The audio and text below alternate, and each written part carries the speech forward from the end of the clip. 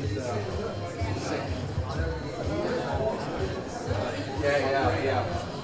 she recognized that also, but that wasn't her. Yeah, she went up here wasn't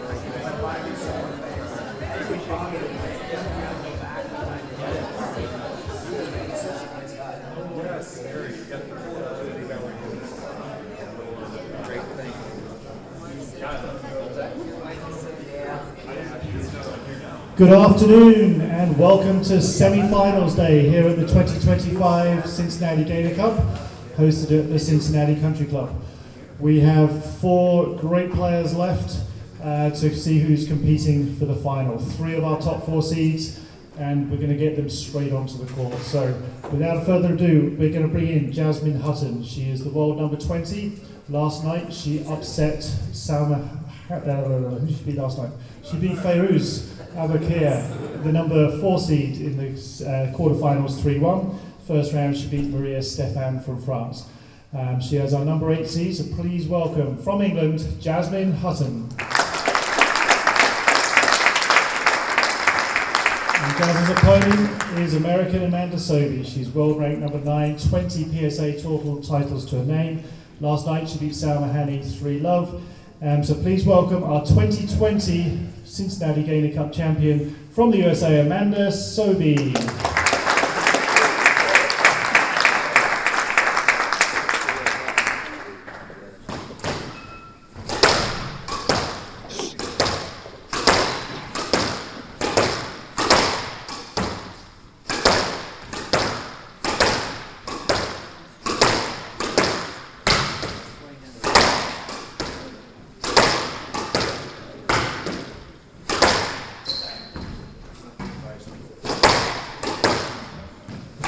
Everyone to keep their cell phones to silent so it doesn't disrupt the player during play.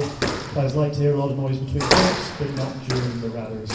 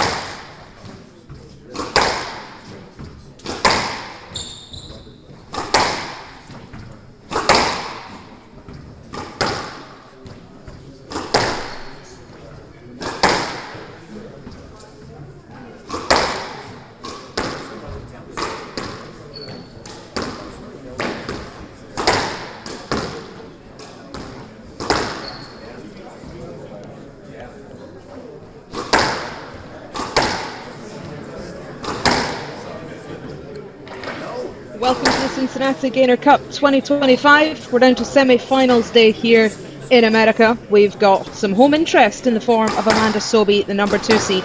She's taken on Jasmine Hutton of England, and she's the number 8 seed in this tournament. So Amanda Sobhy, coming back from that Achilles tendon rupture, making her way back up the rankings. Aged 31.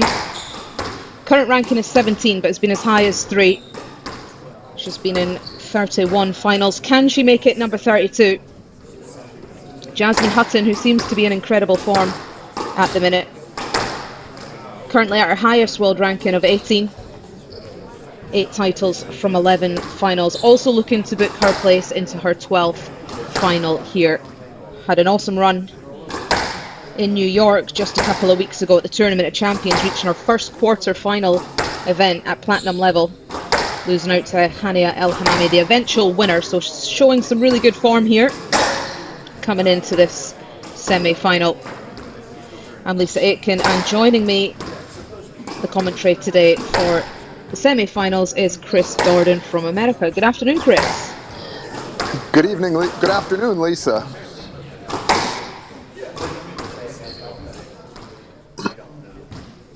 So fortunately for viewers back home, Chris was present at Tournament of Champions. He commentated there and was able to see both these players perform at Grand Central Station.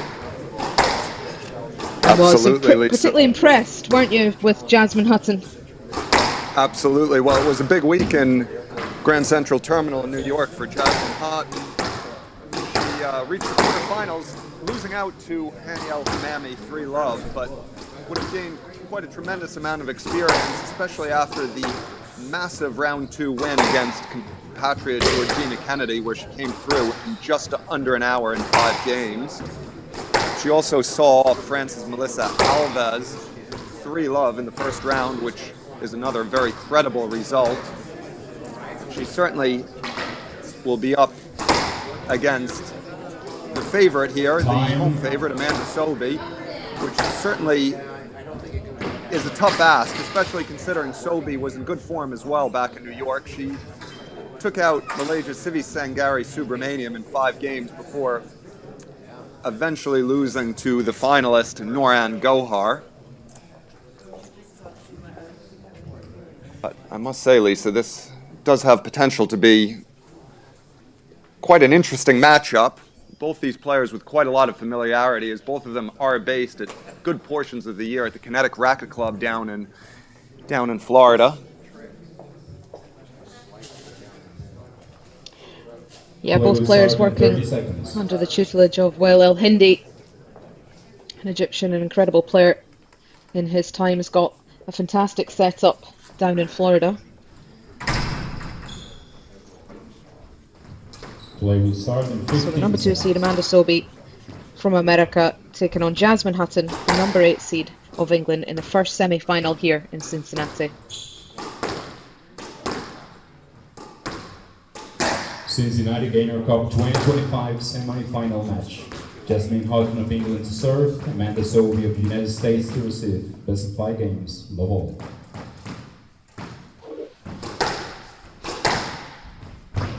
So the battle of the 2 left-handers begins in this first women's semi-final. Hand out, 1-love.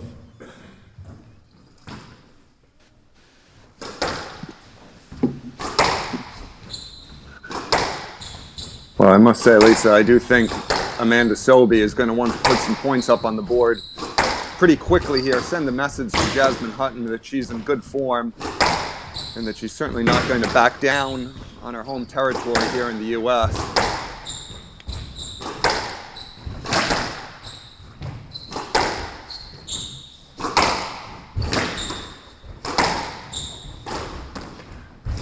It's an interesting matchup for 2 left-handed players playing each other. Myself speaking and being left-handed as well, it always presents a unique situation. 1-all.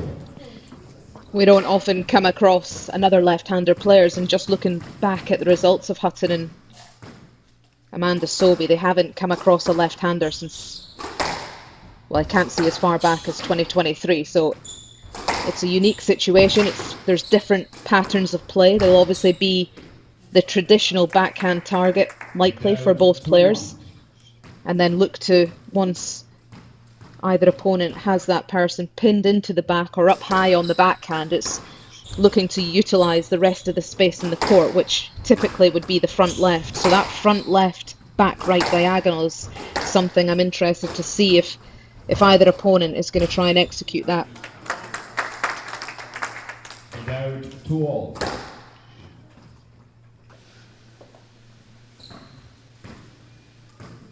Yeah, no, it's a good point there, Lisa. It's an interesting one with both left-handers because there's that potential to see some steadier rallies along that right-hand side wall, which is their backhand, where when in general you have a left-hander and a right-hander playing, there can be these long spells of cross courts back at each other with the left-hander trying to get it off their backhand and the right-hander always pushing it back to that right-hand corner.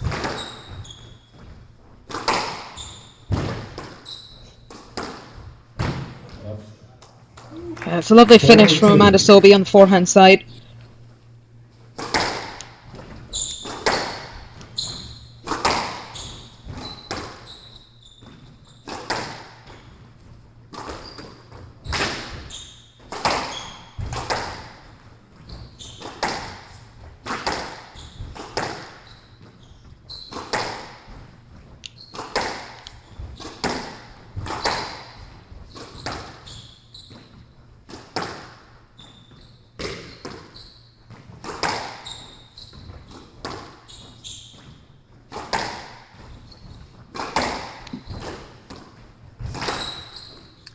Yeah, you can see Jasmine Hutton just trying to explore those front corners of the court. Just see what kind of response Amanda Sobhy has going forward. Yeah, there's a real test of the movement coming in here from the tactics of Jasmine Hutton right off the bat, being very aggressive, executing into the front two corners. It's the style of play, the freeness in the aggressive attacks that we've seen throughout the Tournament of Champions and this tournament so far, particularly against Fedor Zabelkir in the last round. 4-all. I do feel for Amanda Sobhy here. There's just that little edge of what I mentioned when she played another player from the club based down here in Connecticut. Just want to show that she's the queen of the club. Get back to being the #1 ranked player in the USA. I think certainly something else that's a target of hers. Well, she I certainly typically plays hope. really well when there's a little bit more of an edge on it. Yeah, she certainly does raise her game, Amanda Sobhy, and I certainly hope down in Connecticut, while Hindi has a leaderboard somewhere in the club, because Amanda Sobhy would certainly be sitting very near the top of that right now, if not at the top after that win against Rowan El Arabi in Cleveland.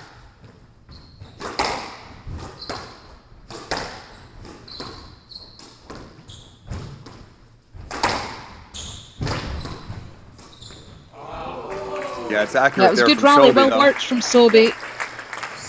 Really enjoyed the court craft there. Pinning her opponent deep into the back. Jumping on in front onto that next volley, looking to take the ball in short. Take the time away from Hutton.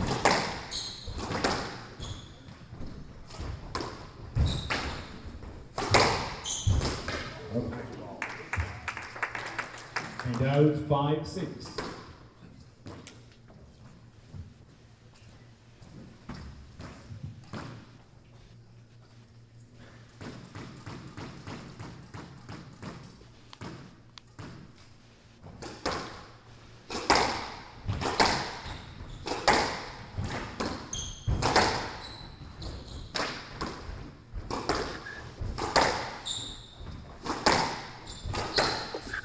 Yeah, you can see Jasmine Hutton trying to inject pace here, trying to force Sobhy into some more dynamic movements.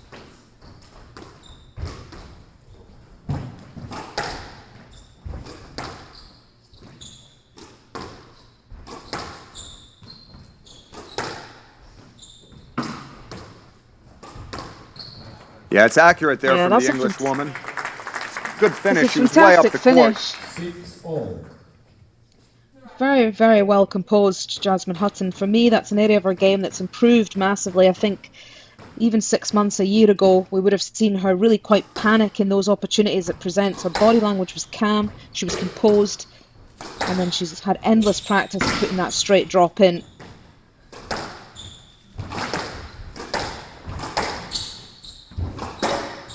Yeah, she's looked accurate here in the early goings, Jasmine Hutton.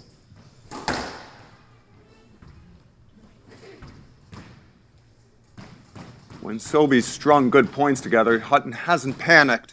She's just gone back to the drawing board, making the rallies physical, putting work into the Americans' legs.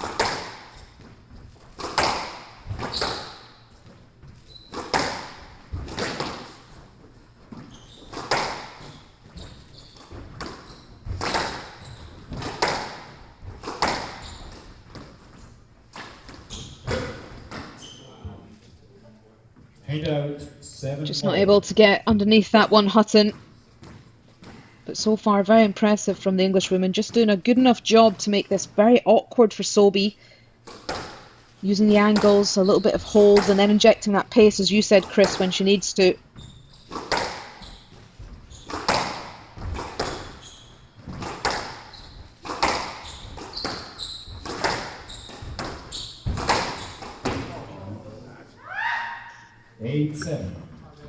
Wasn't quite set for that volley that time, and that's the composure in the big moments. We're approaching now the business end of the first game.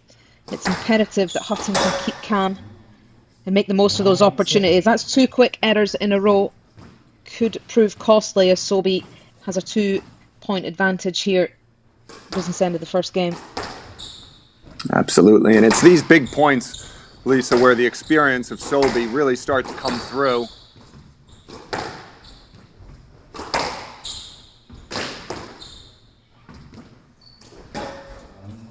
And another error there from Hutton as well, and it probably wasn't the right time to be taking it in short either.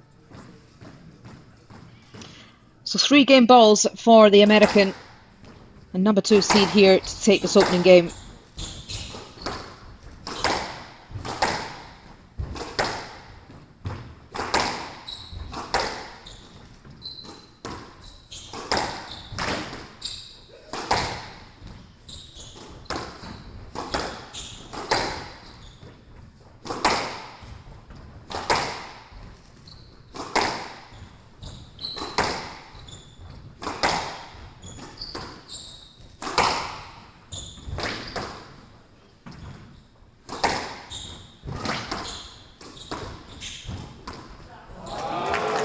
Oh,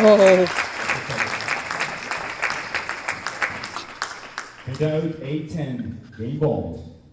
did well there, Hutton, to save that game ball. She was under pressure for most of the rally. It was a well-worked encounter from Sobhy. So 1 game ball saved for the Englishwoman.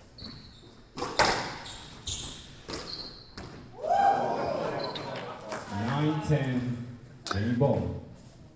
Well, she saved another one there, Lisa. She somehow squeezed that off the side wall. I mean, you'll take them all, absolutely.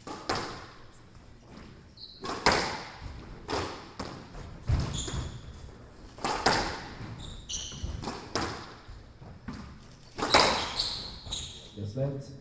9-10, game ball. Right box. Edgy drive there from Hutton, just not quite finding the line into the back corner.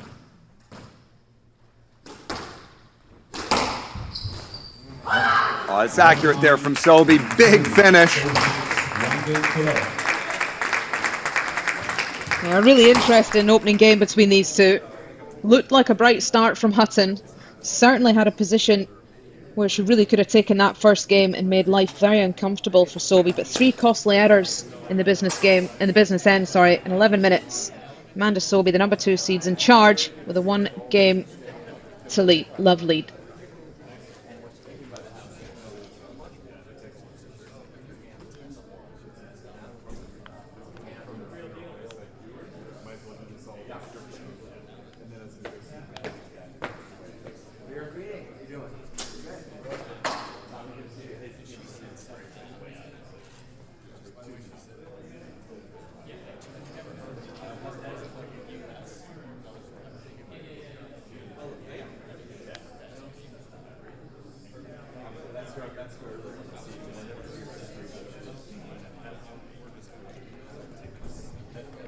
Well, the run of points there, 60 seconds. very costly.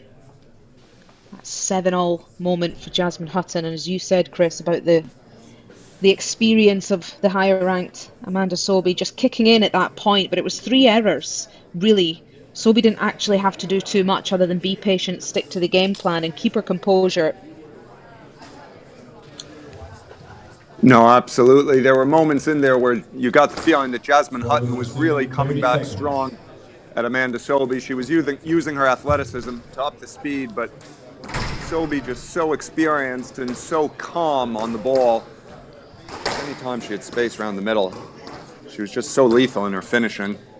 15 seconds. Sobhy leads 1 game to love. Love all.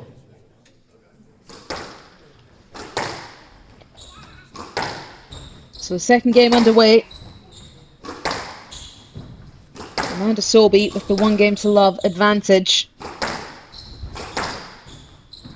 Promising signs from Hutton. If she can keep the error count down, and that is a lovely finish. Good start for Jazz Hutton required here. More so for the belief factor and the confidence if she's to execute shots like that into the front. Confidence needs to be high. Yeah, it's a good response though from Sobhy. She's gotten into the front corner there a lot quicker, Lisa, and it's given her space and they're giving her time to just have various options at her disposal.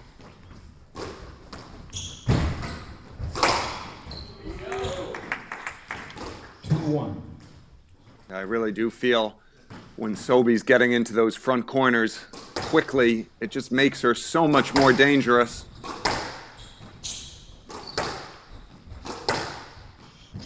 People often say that the left-handed players are very difficult to read, and I can tell you that that is just as equally true as a left-hander playing a left-hander. Just because we are difficult to read doesn't mean that it's not hard for other left-handed players to read another left-handed player. So when you mention about Amanda Sobhy getting into the front and having the time and all of her options, obviously she has that natural deception to her game anyway, but adding a left-handed element, very difficult to read.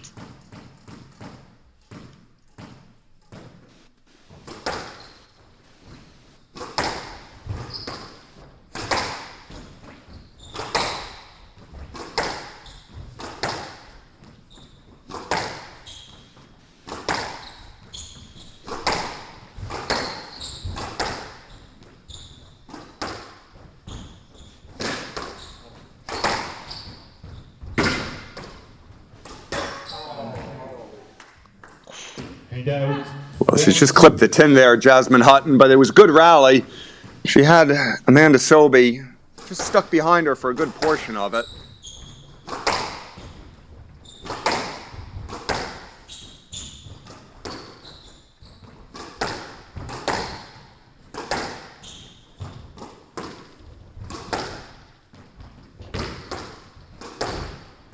You can just see here this rally is a great example of the really short backswing from Sobhy, proving so difficult to read for Hutton when she's on that tee position with a lot of time.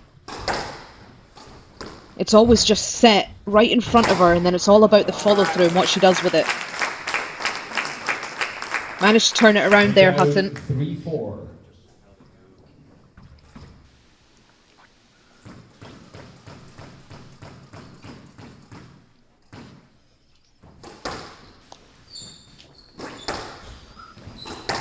Well, these next couple points of supreme importance for Jasmine Hutton. She really can't allow Amanda Sobhy to open up a several-point cushion here. It's good reflexive volley there from Hutton. Quick work around the middle of the court. All.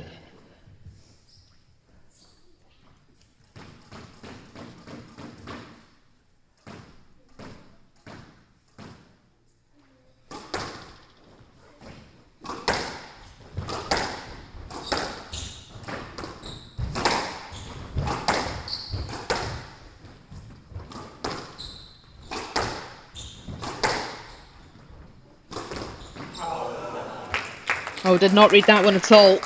Jasmine Hutton. Well worked from Sobhy. One of those surprise element shots that can't come out too often. When it does, it's very effective. Good option.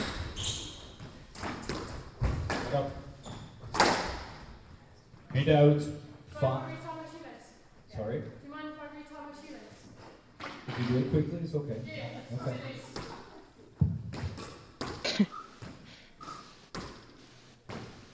Very clinical, isn't it, from Hutton when she's set and she's executing into the front. It's a very simple swing. It's very severe, very aggressive. I'll tell you what, she's not often missed the nick. You know, when she has time on the ball, she's been extremely effective. And she's had good variety out of those front corners between attacking in short and then whipping those wide cross courts in around the racket of Amanda Sobhy.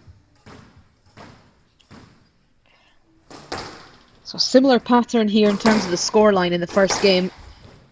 Really tit-for-tat stuff as we're approaching the mid part of the second game. All eyes on Jasmine Hutton. Can she keep this intensity matched with the error count? Or is Amanda Sobhy going to make a move?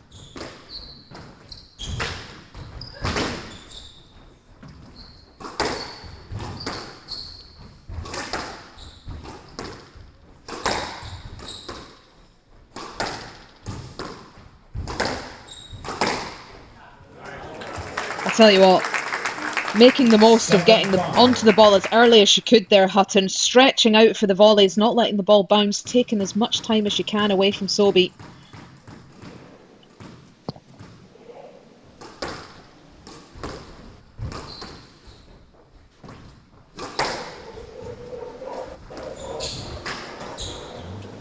Oh, and that's a big Yeah, error that's an from edgy Amanda drop shot. Sobhy. She was in that front corner early. She just didn't finish the swing there, just clipping it into the top of the 10.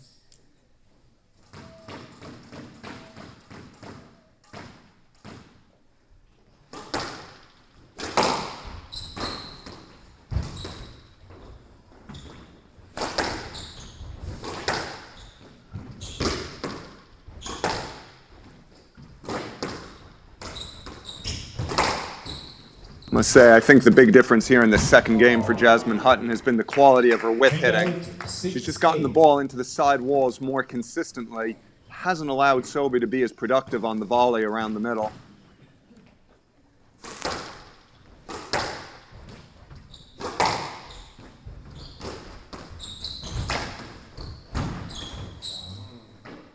Seven, 8. So just slowly climbing her way back into the second game, Amanda Sobhy. It was 7-all in the first game before she made a break.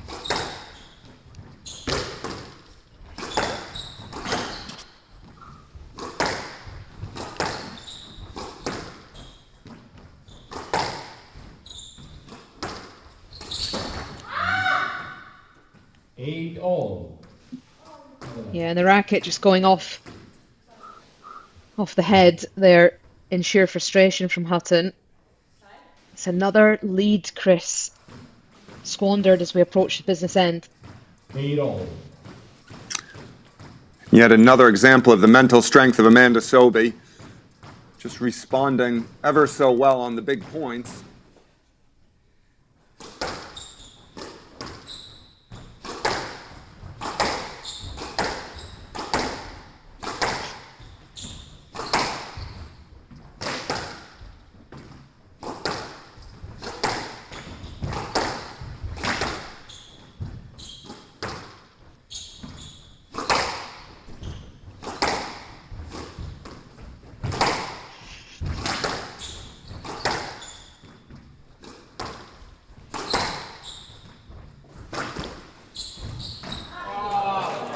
Oh, there's that surprise boast coming in for Sobhy. Didn't work that time. The tee position from Hutton just a little bit higher.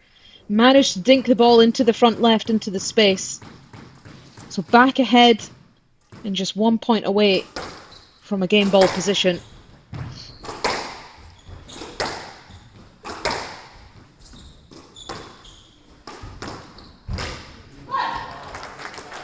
It's a big squeeze there from Jasmine Hutton in the front corner. It's been a fantastic response since Sobhy leveled the score at 8-all. Hutton has really dug in and gotten the angles of the length hitting inch perfect. 2 game balls for Jasmine Hutton.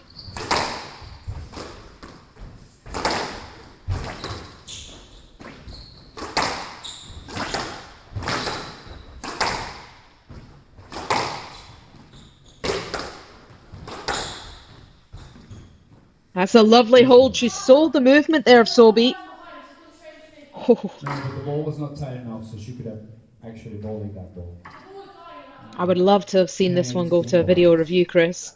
It was all about the deception, the short backswing, the hold, getting the movement of Sobhy to come up the court, and then injecting that head speed through the ball, sending Sobhy the wrong way. Absolutely, that one was definitely worth a second look. Certainly was traveling into the back corner. There you go. Hutton just responds immediately. Yeah, she deserved that second game. She deserved the first game, to be honest, but it was just the errors. The tactics was right, the intensity, how she was being aggressive into the front 2 corners, and she continued that here in the second game. A couple of wobbly errors perhaps at the 8-all mark that looked like she was going to let Sobhy back in. but managed to keep her cool, but more importantly, keep that aggressive loose arm into the front and expose the movement of Sobhy. So we're tied here at 1-1 after 23 minutes.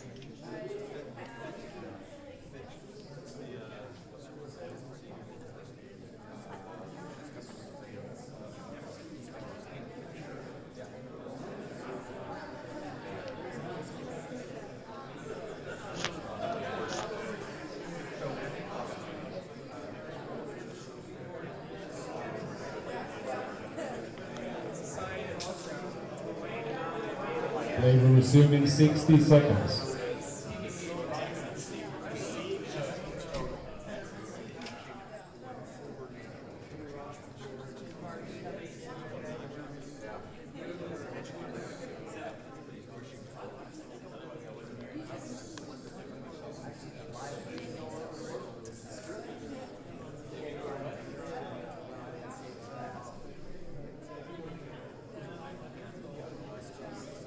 Play will resume in 30 seconds.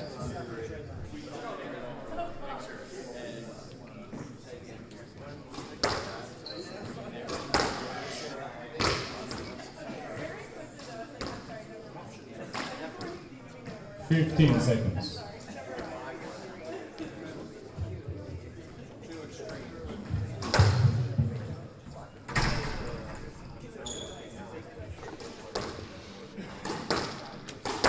One game all, Hutton to serve, love all.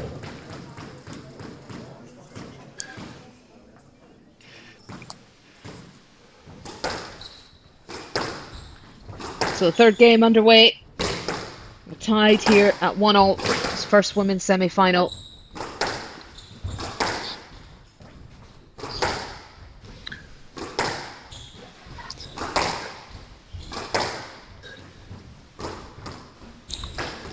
I think, Chris, the way Jasmine Hutton's approached this match is a telltale sign of where her confidence levels are at the minute with the results she's had, the run at TOC, the style that she was playing there, how confident she was with it, how much she seems to be growing with her style and more confident. The error count is going down, and then getting a fantastic win here against Feroz Abelkir. She's well within her rights to come in to this match with the belief that she can beat Amanda Sobhy. Absolutely. Jasmine Hutton seems to be growing in confidence with every match she plays these days.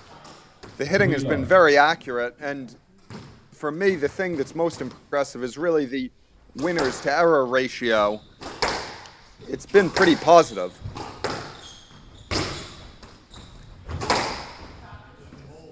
When Jasmine It's all about the speed there. Yeah, absolutely, Lisa. It's the speed going forward. When Jasmine Hutton has had space and time in the front corner, she's been very decisive.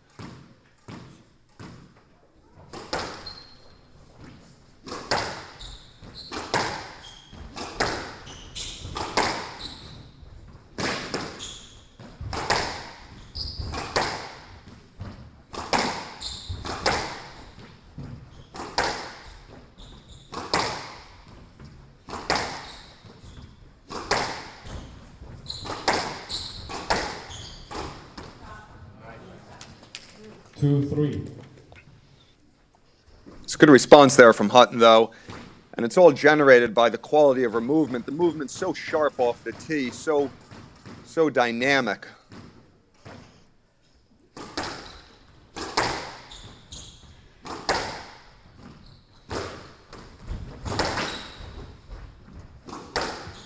Three all.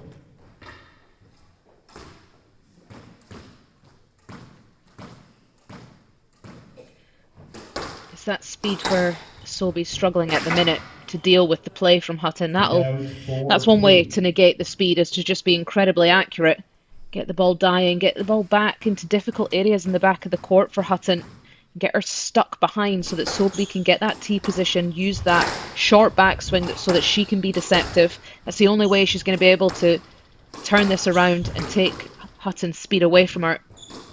Let's get back to her strengths.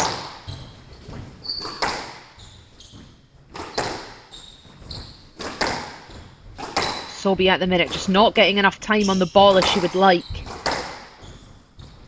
The ball just not dropping into areas in the back of the court that's accurate enough.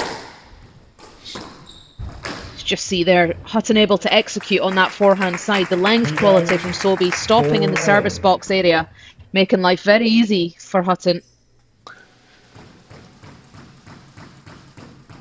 Well, I think what's been challenging for Amanda Sobhy here is just the athleticism of Jasmine Hutton has forced the American to be pinpoint accurate with her attacks.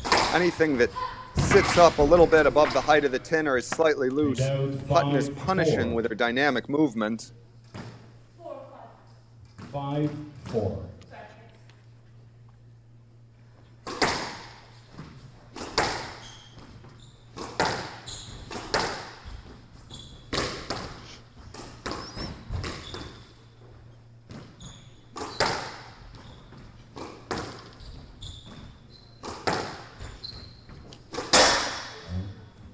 Out 5-all. And that was an uncharacteristic error there from Sobhy. She had the ball in a fairly comfortable area. You don't normally see her forcing the shots from that angle. 1-all, 5-all.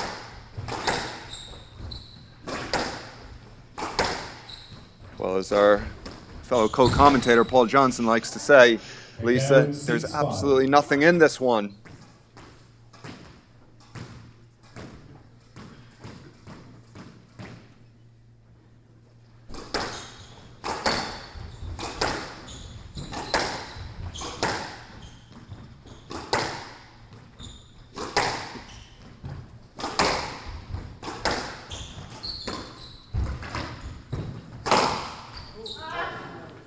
Yeah, it's accurate there from Hutton. 6-all. She's gotten into that front corner really quickly. Massively on a knife edge, this one, Lisa. Yeah, you can feel the tension, to be honest. I do feel Amanda Sobhy is just slightly the nervier out of the two, which is trouble for the movement. When you're nervous and you're onto the ball late and you feel like you just can't keep up with the speed, everything just becomes a bit stuttery and doesn't flow.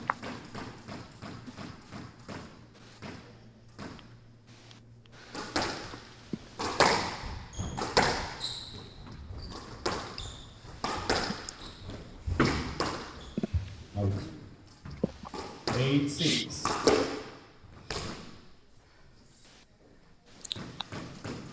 Well, she's just not quite finding the angles in her hitting into the back two corners, Amanda Sobhy. I get the feeling it's mostly due to the pressure that Jasmine Hutton is generating through the precision of her movement going forward. Good response, though, there from Sobhy. 7-8. Yeah, and the crowd just really getting behind these two, enjoying the show that they're putting on. This third game, absolutely crucial. Just make sure it doesn't happen again. 7-8.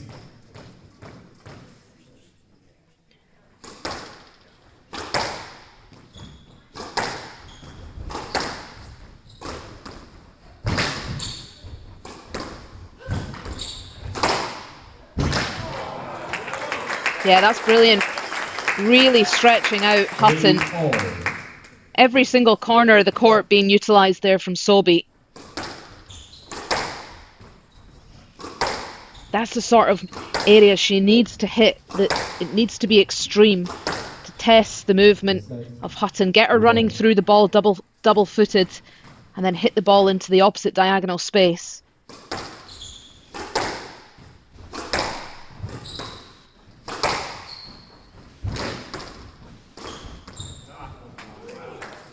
Yeah, that's well worked. That's really clever play from Sobhy. Brilliant court craft, really composed again at the business end.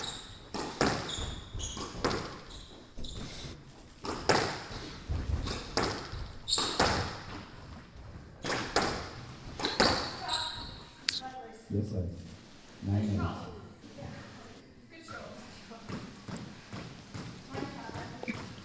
Well, a massive decision there, Lisa. It allows Sobhy the opportunity to replay the rally. She's been so accurate going in short here on the big points. Amanda Sobhy forces Jasmine Hutton to be so much more accurate in her straight length hitting.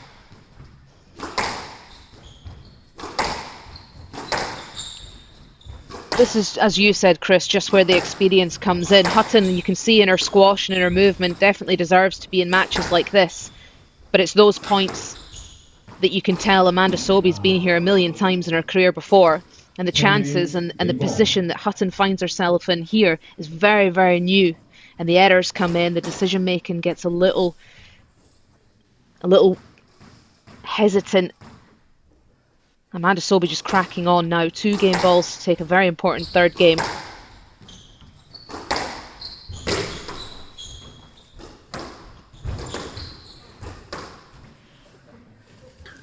And out, 9-10, game ball. Yeah, it was clever there from Jasmine Hutton, just playing the ball. She thought about asking for the lat, but thought better of it, just playing through, and it was the right decision, really.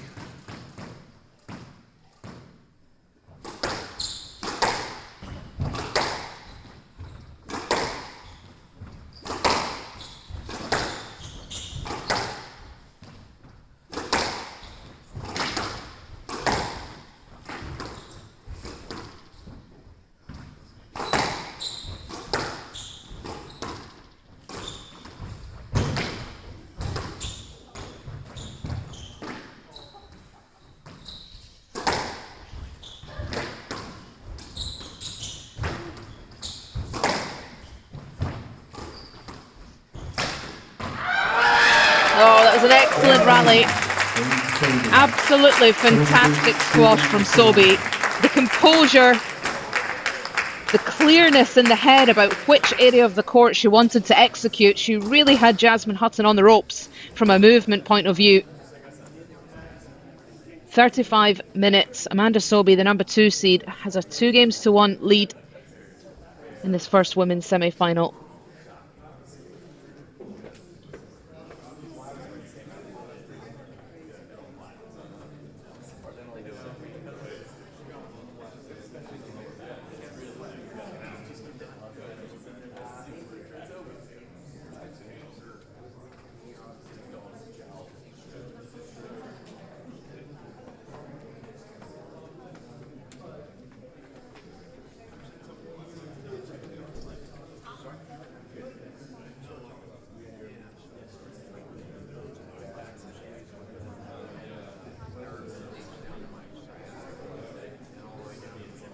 Play will resume in 60 seconds.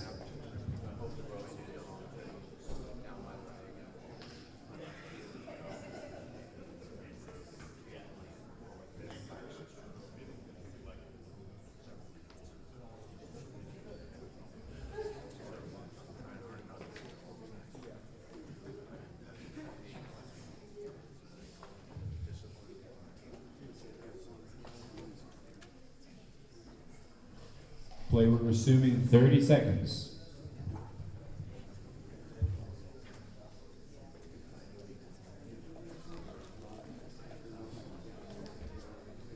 Go, so.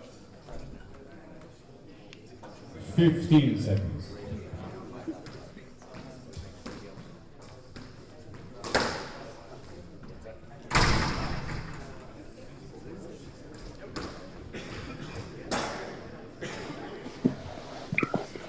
Sobhy leads 2-1, Sobhy to serve. Love all. Well, a very good performance there from the USA's Amanda Sobhy to close out that third game. Jasmine Hutton was surging for much of it. She was looking really sharp in the movement department, Jasmine Hutton, but Sobhy found a way mentally to push through the big points.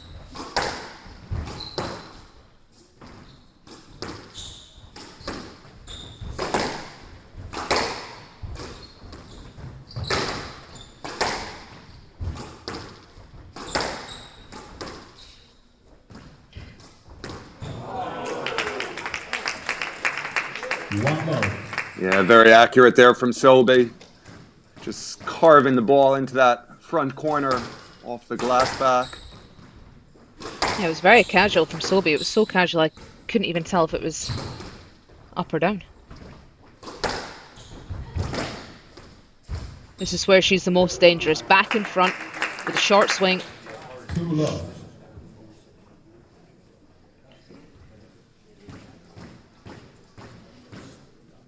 Has to make herself difficult to play against Sobhy, and the only way she can do that is with the length quality into the back, and then just command that tee with all of her weaponry, deception, skill.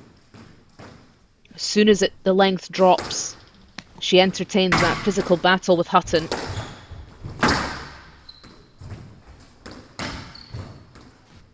Love. Yeah, this is a brilliant start from the American. She looks a lot calmer, doesn't she, Chris, in her body language? Yeah, she looks a lot more relaxed.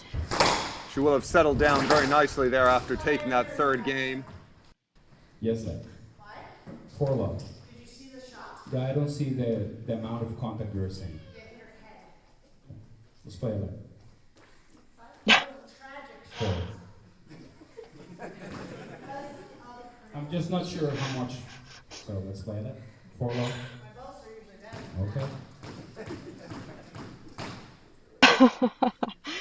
Well, a bit of chatter from Sobhy, also alluding to the fact that she's very relaxed.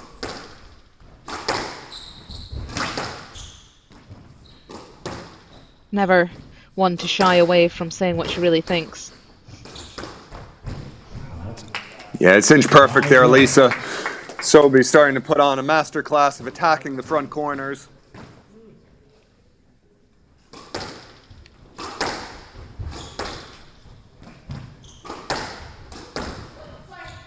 Is that 5-love? Right side. You are not entirely clear. 5-love.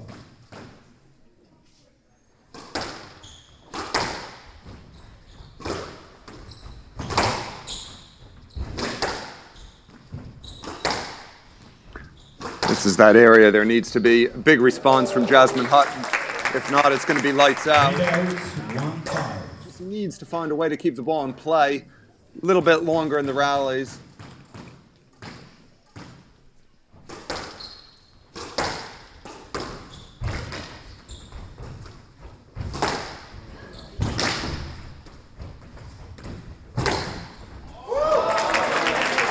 Yeah, that speed. And it had to be a winner from Hutton there. The way she charged through the ball into the front wall had to beat the arms of Sobhy.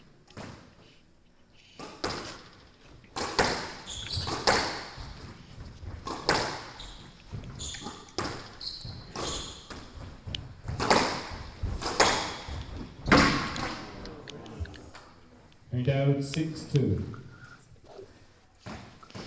Well, an important point for Amanda Sobhy there, just to get Jasmine Hutton off the roll she was starting to develop.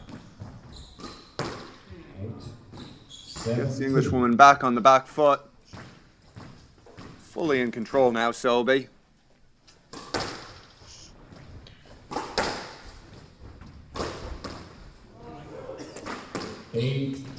Yeah, she's charging away now, and it's absolutely crucial that if she is to take this win in the semi-final, that she just tries to really keep going with this confidence and bank it up how she feels in this fourth game.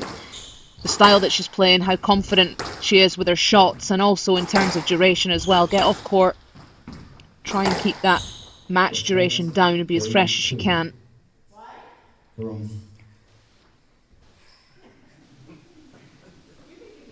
Miss Sobhy, we are having a little bit too much conversation here, please. Okay. 8-2.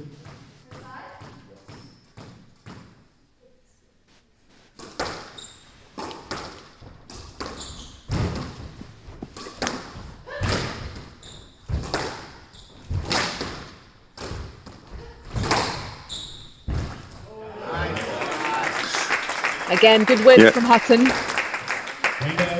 3-8. Twisting Sobhy into the back corners. Good weight of shot as well. The ball just dying off, not giving Sobhy the opportunity.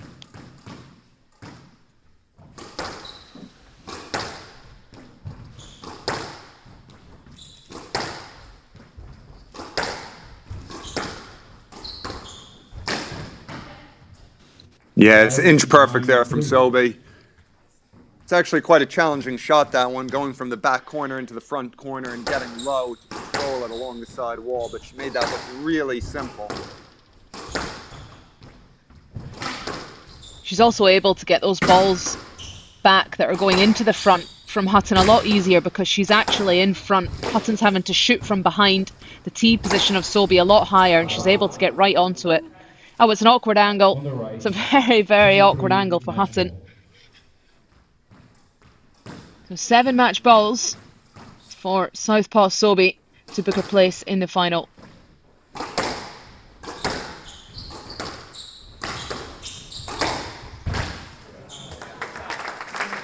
Trained out 4-10 match ball.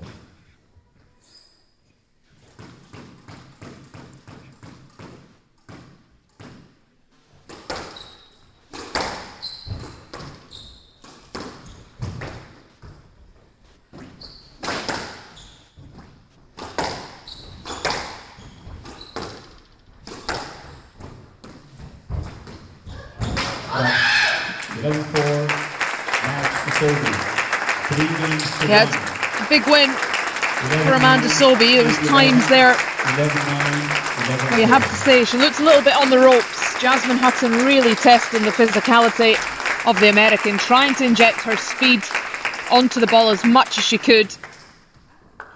Amanda Sobhy finding a way, 45 minutes. She's booked her place in tomorrow's final, 3-1.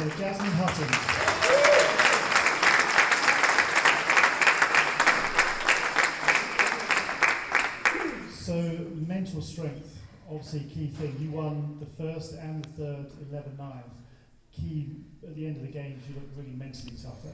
Yeah, I think it's something I've been practicing, just mentally staying dialed in, especially in the big points second half of the game. It's easy to kind of play well first half, but then when the pressure rises and points are close, it's kind of that who's going to level up a little bit. So we were neck and neck like all first 3 games, and I'm glad, to pull through. I just kind of told myself this is exactly where I want to be, and just point by point.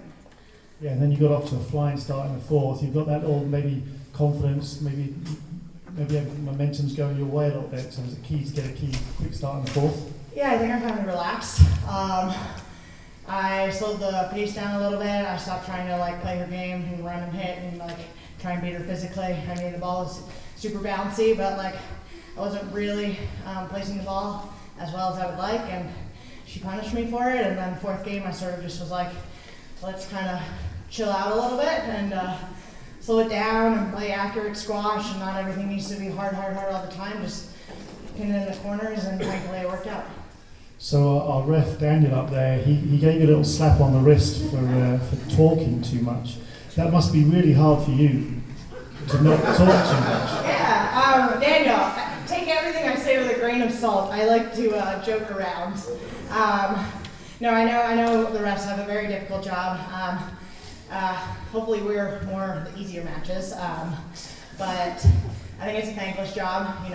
There's really no incentive to be a ref, honestly, so thank you, Daniel, for doing what you do. I'm praising you just so all the calls in the final can go into my side. Thank you.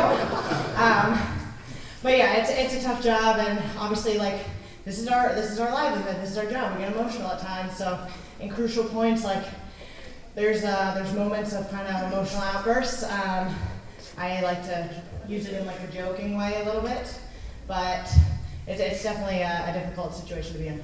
So you definitely do have that lightheartedness when you're talking about it, and it's a great way for the crowd to actually get some enjoyment and see the expression. So what are your overall thoughts on that, being able to talk, or what's the limit? Because they're kind of having to say to everyone, stop talking, even if it is kind of fun. I think there's a line, for sure, between banter, emotion, humor, and disrespect. And I think 100% when it goes into the disrespectful side, refs need to sort of lay down the line, but I think it's finding that gray area and that middle ground where we can express ourselves freely, but in a very respectful way and not be punished for it. So last question for you, how does it feel to be back in the final of the Gaynor Cup, back in the final of silver? It's great. I love this tournament. back in 2020 when they raced it to a bronze event for the first time. I told the Gaynors, I was like, you put it to a bronze and I'll play. And you know, I stuck with it. Unfortunately, I had injuries for the last couple of years, but when I'm healthy, I will continue to come play because this tournament is fantastic and I just love coming back. Well, we're going to see you one more time. So, ladies and gentlemen, first finalist, Amanda Sobhy.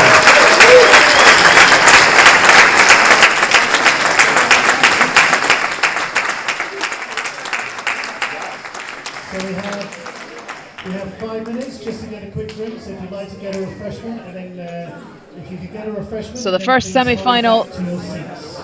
We only have 5 minutes, so please is hurry back completed. to your Amanda seats while Sobhy, you the number 2 seed of America, takes down Jasmine Hutton, the number 8 seed of England, 3 games to 1 to book her place in tomorrow's final. One more semi-final coming up. We've got Sivasangari, Subramaniam, the number 3 seed of Malaysia.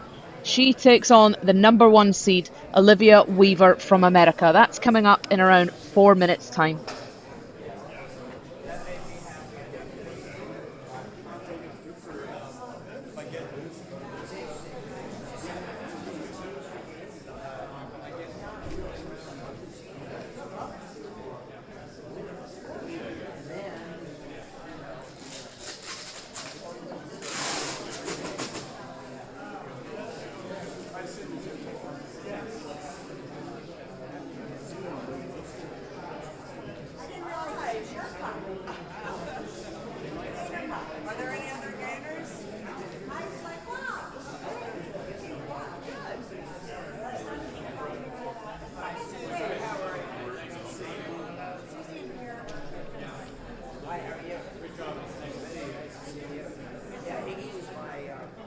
When I came to Cincinnati, I worked with he was the golden boy that took me under his wing. Just a little bit younger, not much.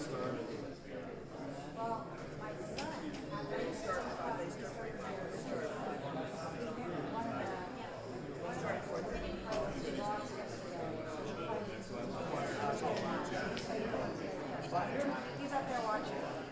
In the green. Both of them are. Are you upstairs? Our boys are upstairs.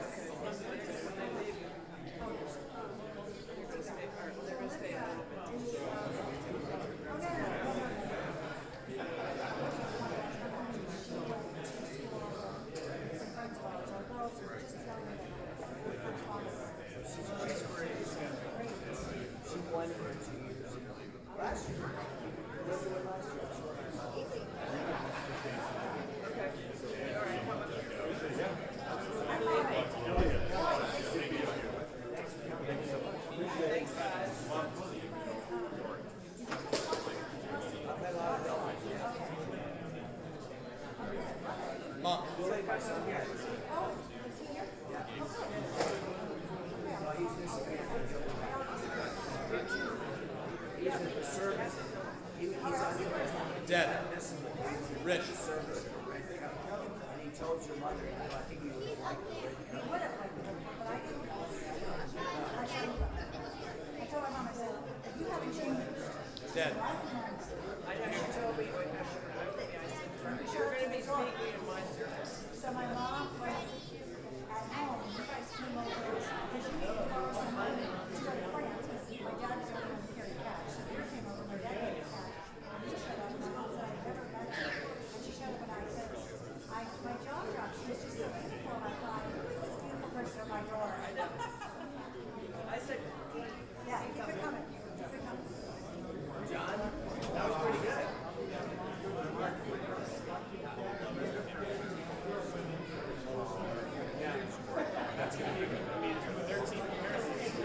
Dead.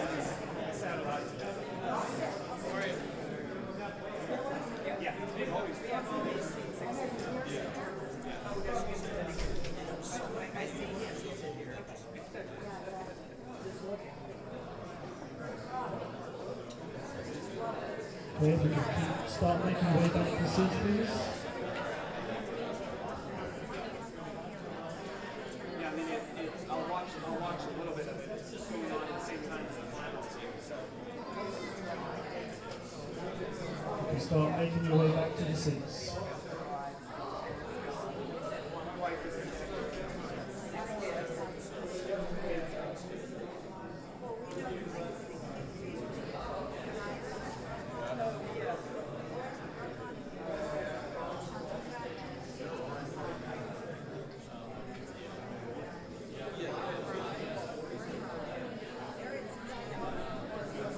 Final call, please take your seats. Please take your seats.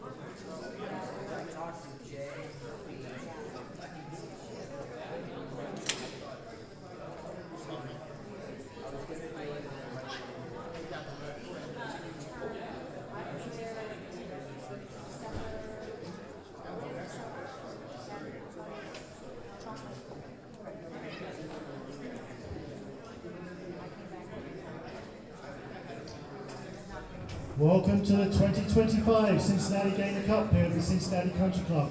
We know Amanda Sobhy will be in the final tomorrow at noon, but who is going to face her? So we now have two players, number 10 and number 4 in the world, our number 1 seed and the number 3 seed. So first on court, we're going to welcome Subramaniam. She's from Malaysia, 25 years old. 4th time she's been here in the Gaynor Cup, and she's already reached one semi-final in 2022. So please welcome from Malaysia, world number 10, Subramaniam.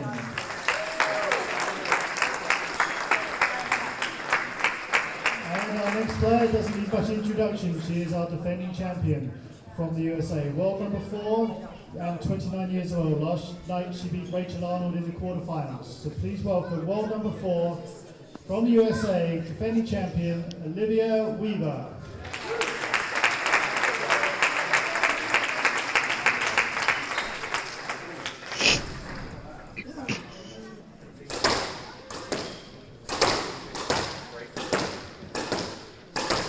Sivasangari Subramaniam, the number 3 seed of Malaysia, taking on Olivia Weaver, the number 1 seed here from America.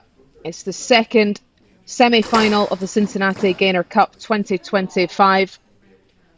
Amanda Sobhy waiting in the wings for one of these two players in tomorrow's final. And Lisa Aitken. And joining me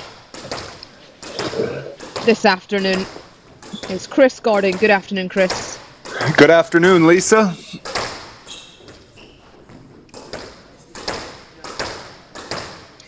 Well, we could be in for quite the roller coaster between these two.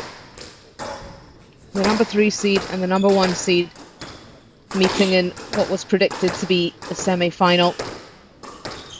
They have played 5 times on the PSA World Tour. Subramaniam yet to have a win over Olivia Weaver. But there has been some absolutely cracking matches in there. Out of the 5 encounters, we have 3 5-set matches. One close to 70 minutes and the other 2 just shy of an hour. Only one 3-love. And that was at this event last year. Andrea Santamaria is the match referee for this one. Sivasangari Subramaniam, the number 3 seed from Malaysia, the Malaysian number 1, currently 10 in the world, just shy of her highest world ranking of 9.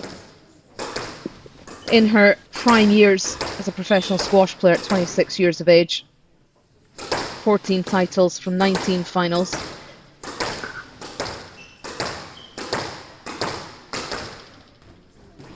Had the tournament of her life at the London Classic last year, taking down two of the top three in the world, Hani El Hammami and Nour El Shabini, to lift that title. Thought she was going to push on and really test those players in most of the events. She certainly has the capabilities of doing it. Hasn't quite gone through to become a top 5 player just yet, but as you can see, she's very young. Olivia Weaver, though, she is the current world number 4 and very deserved position, working with Rodney Martin,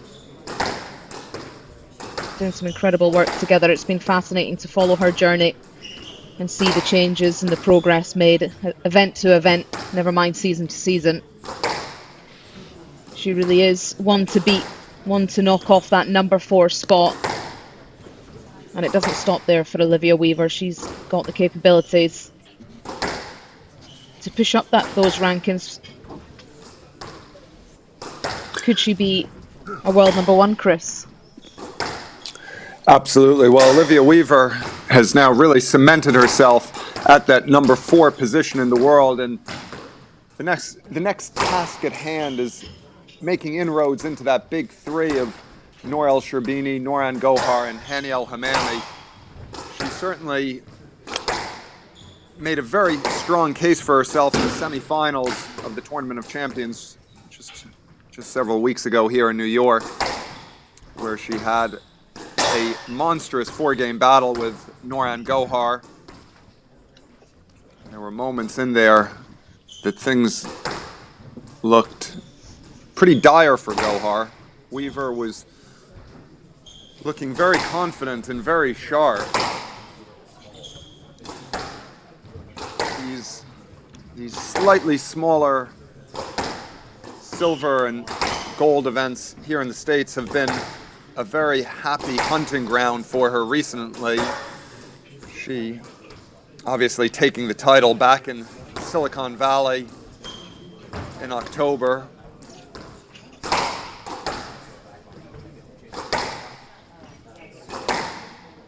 Well, Sivasangari Subramaniam had a slightly quicker exit at the Tournament of Champions in New York, where she lost in the first round to the USA's Amanda Sobhy.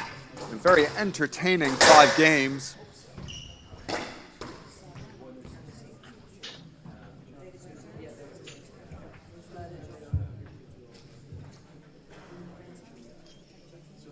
Well, Olivia Weaver has not been messing around here in this tournament so far.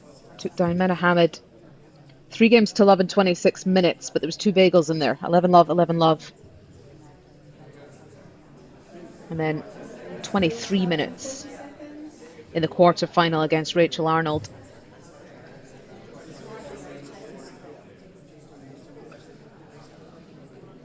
Sivasangari Subramaniam dropping a game to Grace Gear. Otherwise getting through relatively comfortable against Tori Malik in the quarter-final.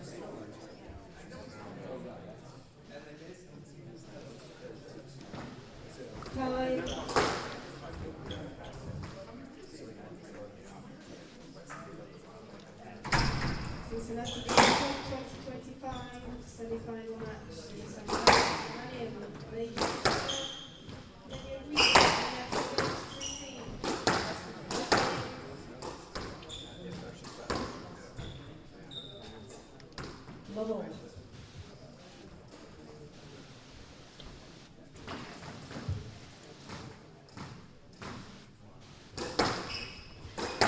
And we're off. Subramaniam serving to start the second women's semi-final.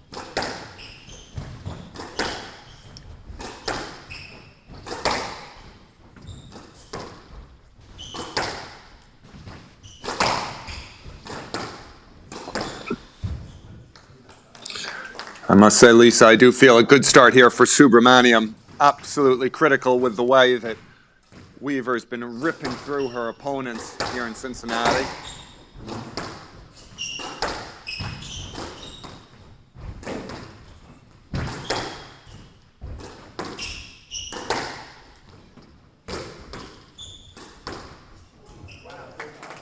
That's a lovely finish. Very calm, real casual from Weaver, but extremely set and composed.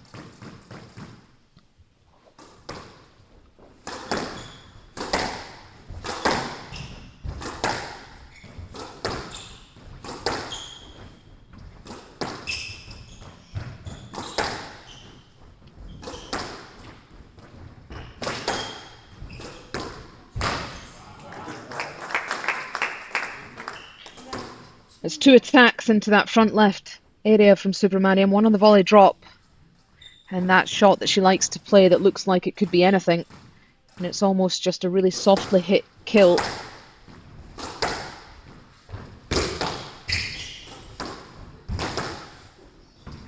I can imagine coming into this she'll be quite relaxed with the form of Weaver. She's nothing to prove here, Subramaniam. Just an opportunity to have a crack against one of the best in the world.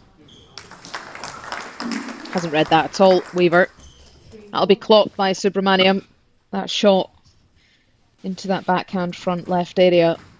Working very well, but can't be overplayed at this point. Well, she certainly is having a crack, Subramaniam here, Lisa.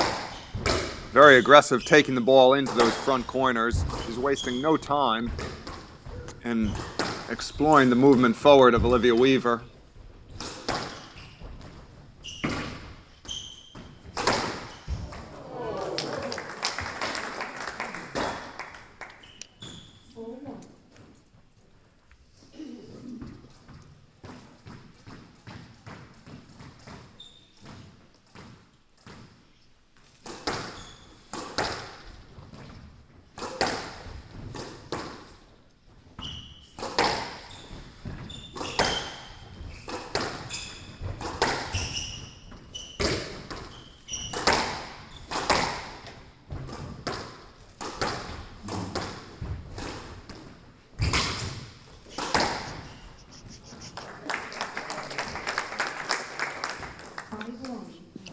Well, it really is a dream start for Sivasangari Subramaniam here. And the interesting thing is Olivia Weaver hasn't found a way to elongate these rallies. She normally tries to play with so much rhythm, so much pace into the back corners, and these rallies have been quite rapid.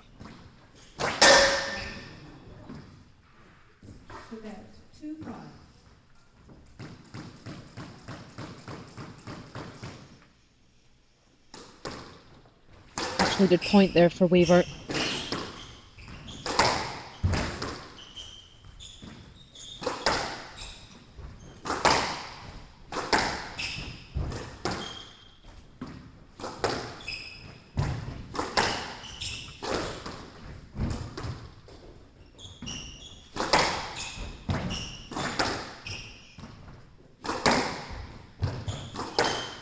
Two incredible athletes. Massive engines on both players. You can see why they've had some phenomenal battles in the past, particularly lengthy. Subramaniam with incredible retrieving skills. Big engine on her, likes a treadmill session. Well, one of the things you've got to ask yourself here, Elise, is just if in some ways Olivia Weaver has gotten through to the semi-final a little bit too easily, not having particularly been tested in her first 2 rounds. That just leave her slightly flat-footed with the intensity Subramaniam is bringing here.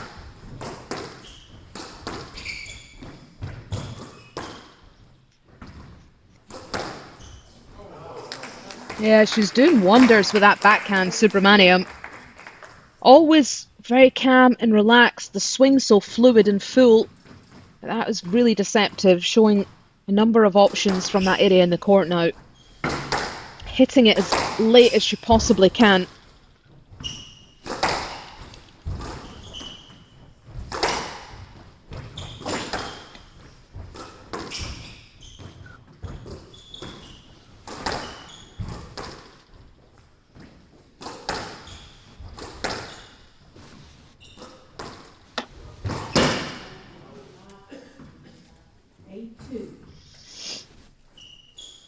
Well, very rarely do we see a Weaver error. Something that she is incredibly good at is keeping the error count very low.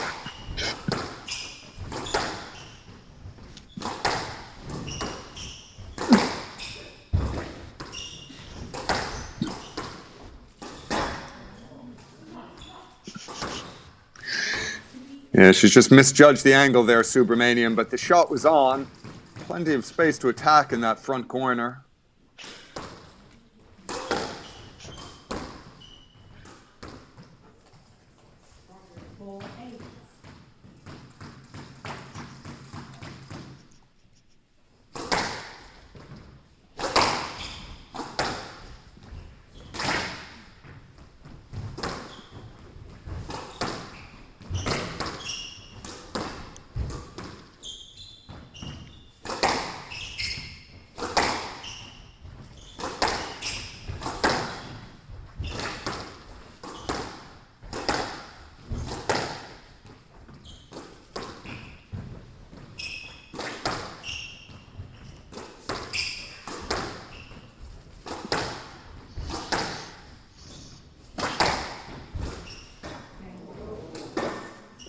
Another error there from Weaver. Subramaniam got off the hook, to be honest. The length quality in that rally had dropped.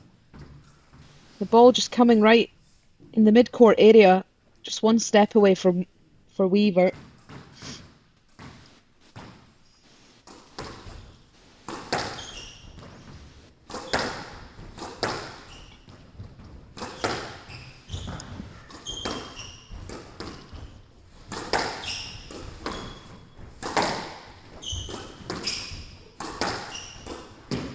I do enjoy the position that Weaver gets herself into, and every shot, Chris, so set, composed. She really uses a foot speed to get to the ball, behind the ball, and what makes it look like she has so much time to hit.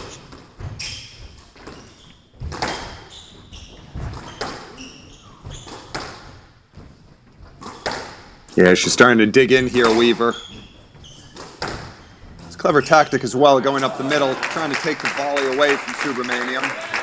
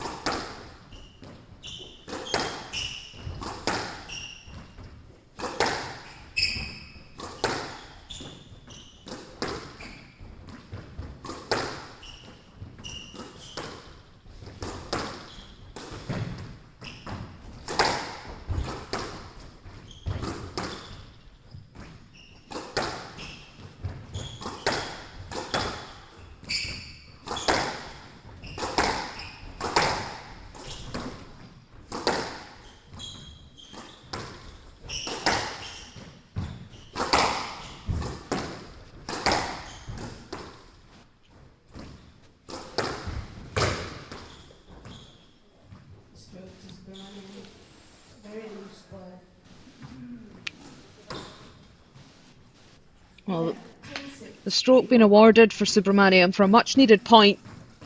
Gone through a bit of a dry spell, a well worked, hard working period from Weaver, but it's Subramaniam has the first game ball.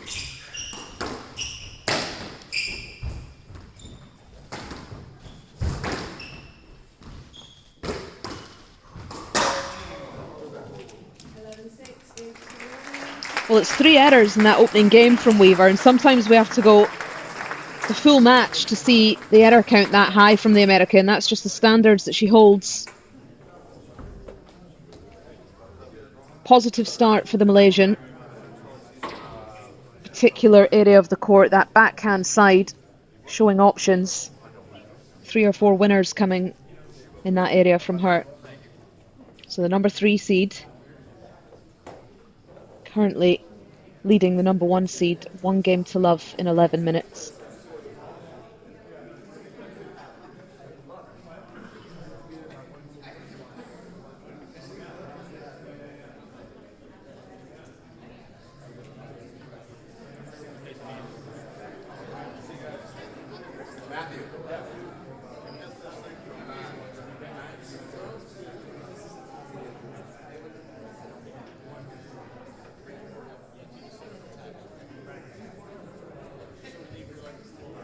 Play resume in 60 seconds.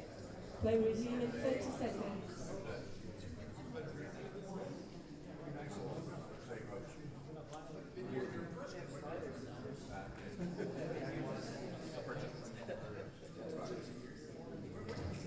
Fifteen seconds.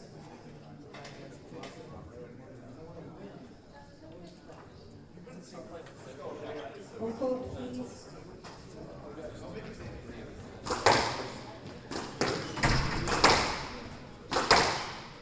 Subramaniam leads 1 game to love all.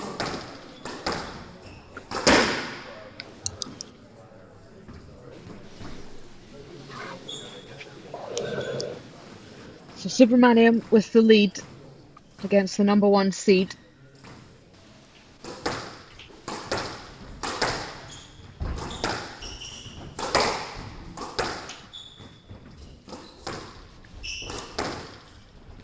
Can the American weave her way back into this, Chris? Well, she's going to need a good start here in the second game. Olivia Weaver. Just too many balls sat around that service line for Subramaniam to cut off and attack in short. Love all. She could have got that.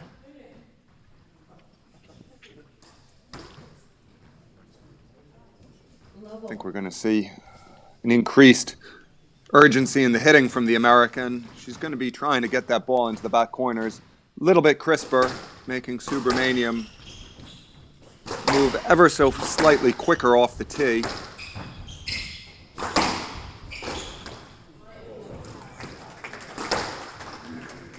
One up.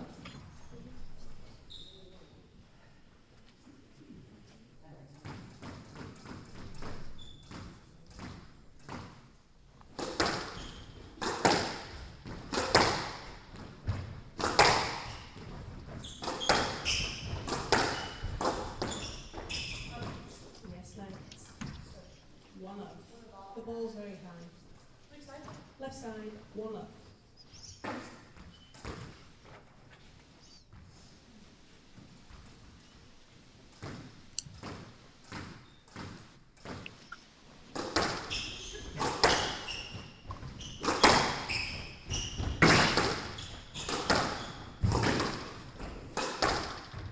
Yeah, she's looked accurate on the volley today, Subramaniam. She's really taking time away from Weaver, not allowing Weaver much time to settle on the tee, recover after her shots.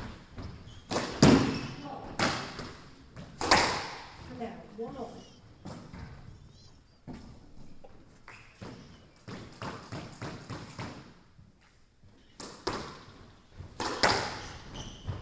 Really interesting watching these two. In terms of style, Chris, you've got the crispness from Weaver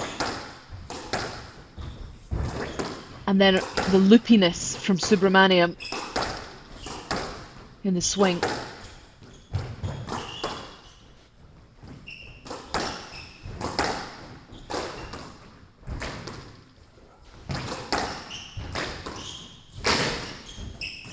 Two very different ways to hit the ball, both very, very effective.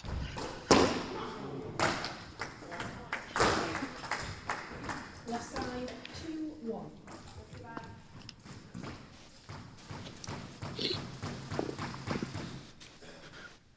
Well, she's going to really dig in here, Olivia Weaver. She's going to try and elongate the points.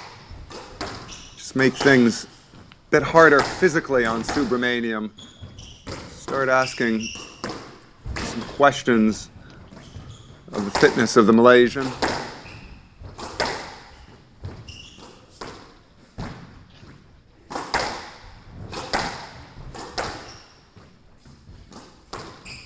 Well, as we've seen over and over again, the fitness is in top condition from Subramaniam. The amount of times we've seen her go over the hour, come through, test the best with her physicality. For me, it's more of a mindset thing. It's a concentration, shot selection, and it goes without saying, when she keeps that error count very low, she's sometimes completely unplayable.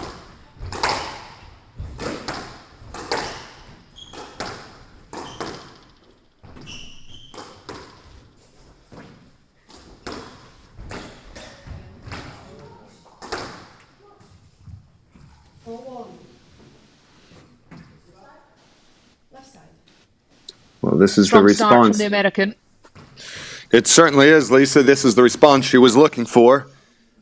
She needed to put that first game behind her, find a way, create harder rallies, where Subramaniam wasn't as settled in that central tee position.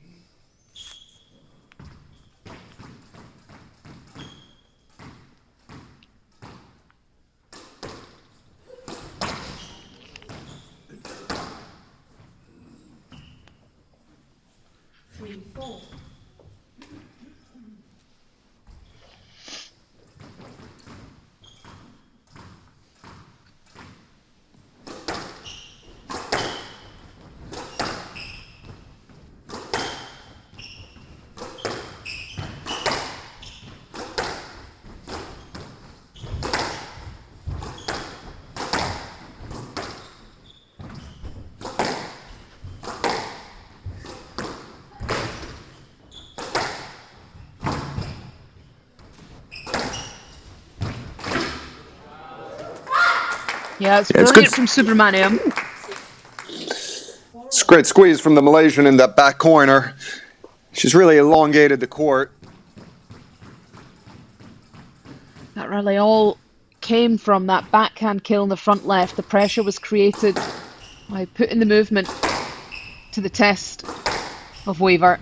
Gave her opportunities to hit the space into the back right and then the winner into the back left. Very calculated from the Malaysian.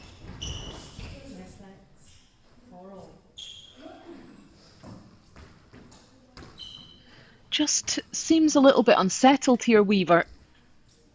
In between points, just seems a bit on edge.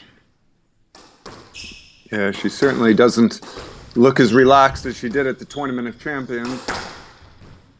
She's just not quite finding her targets in the back corners. And it's making everything ever so slightly rushed.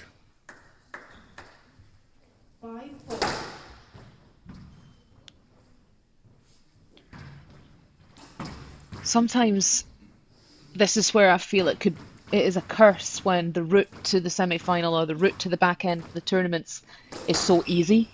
You go back to our results, round two, obviously the bye in round one, but round two, the two bagels, both matches been 23 minutes, 26 minutes. There's not been a test at all there, mentally, physically, tactically, for Weaver.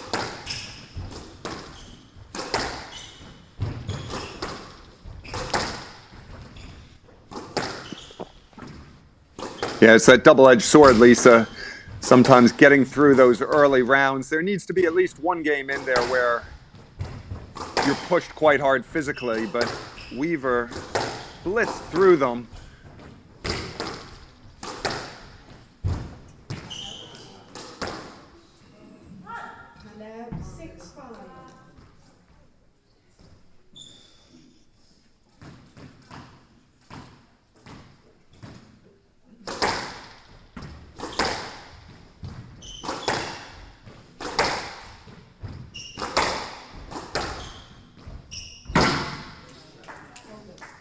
Inch perfect there, though, from Weaver. She needs a few more of those. Dying length in the back corners. Just to force Subramaniam a bit further back in the court.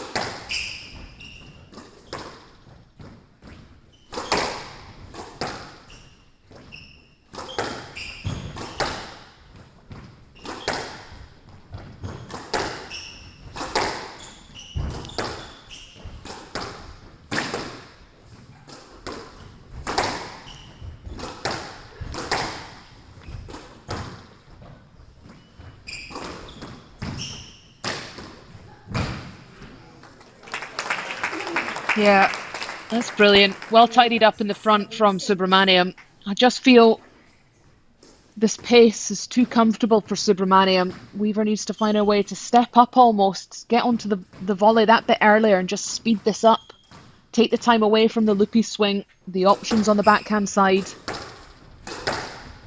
But as you said, Chris, it does come from that weight of shot, getting that accuracy into the back first, hunting the volley and keeping the pace and the tempo high from there. Having to do a lot of lifting and digging the ball up, having to hit up on it, which is something that we don't often see with Weaver.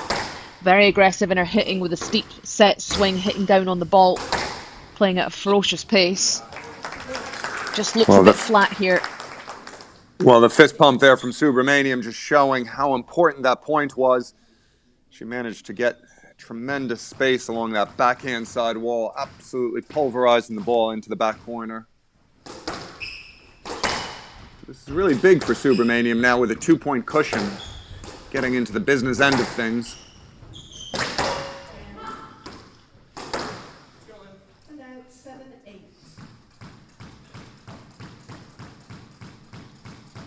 Absolutely imperative that Subramaniam can keep the ball out of the tin, this business end.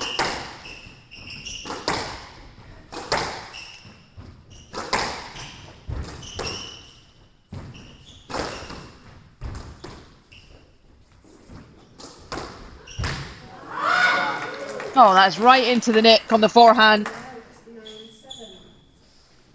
As casual as you like. Subramaniam back with a 2-point breather on the scoreboard.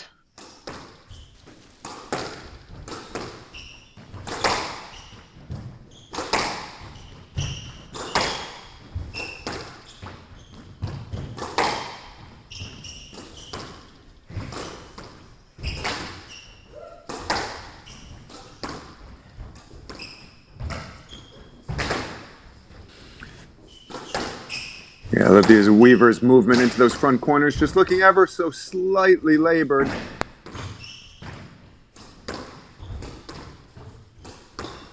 It's a good rally though from Weaver. Yeah, it's a big played. point. It was crucial that that drop shot hit the floorboards first rather than the side wall.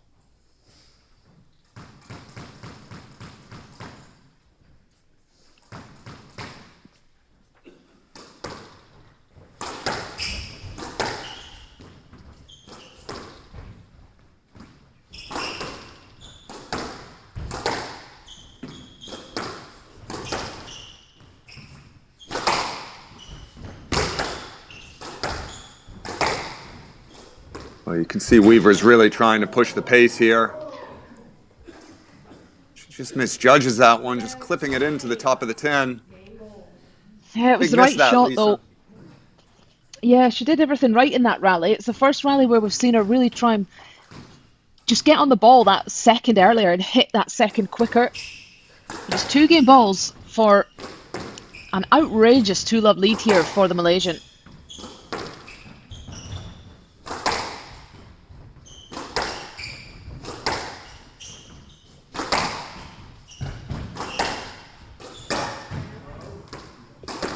Oh, opportunity missed for Subramaniam. 1 game ball saved for Weaver. Yeah, she went for that one, Subramaniam. Possibly a little bit too early in the rally. But still with one more bite at the cherry.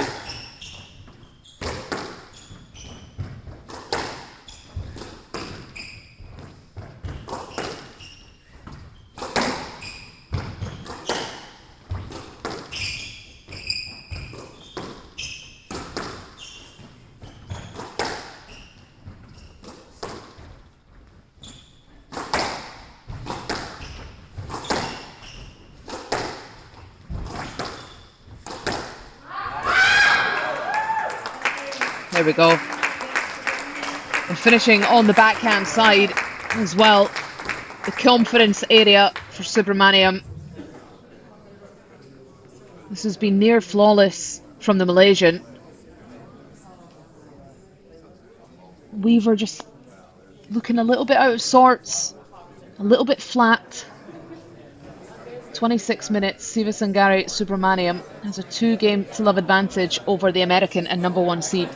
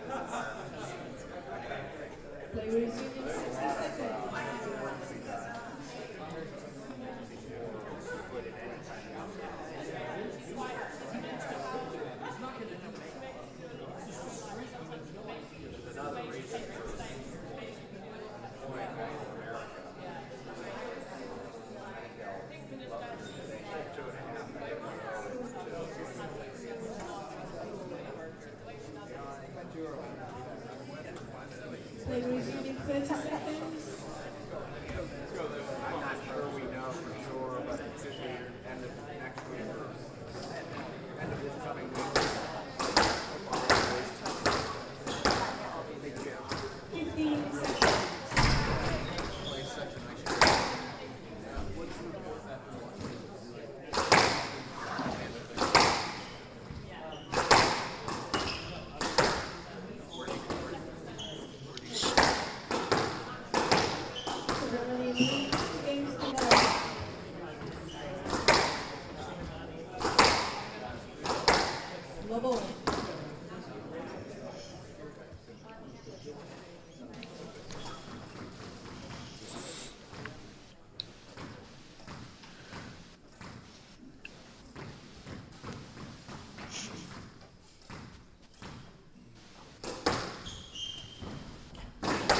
Well, a fantastic opportunity here for Sivasangari Subramaniam. 2 games to love up against the number 1 seed and number 4 in the world. Out of the 5 meetings on the PSA Squash Tour, has never been in this position against Weaver. And it's absolutely crucial that Weaver gets off to a flying start here in this 3rd game.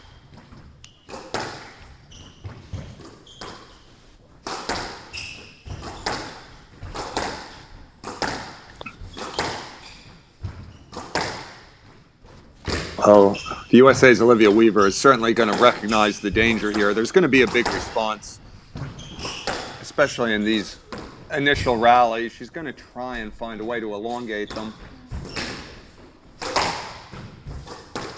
Aggressive hitting, though, from Subramaniam. She's just had her tactics spot on. She's found a way to get Weaver out of the rhythm that she's very comfortable in, the fast pace. She's not particularly reading Subramaniam that easy, and then couple that with the attacks from Subramaniam, the straight kills in particular, into the front of the court. Tactically, it's been flawless from Subramaniam. The error count has to remain low.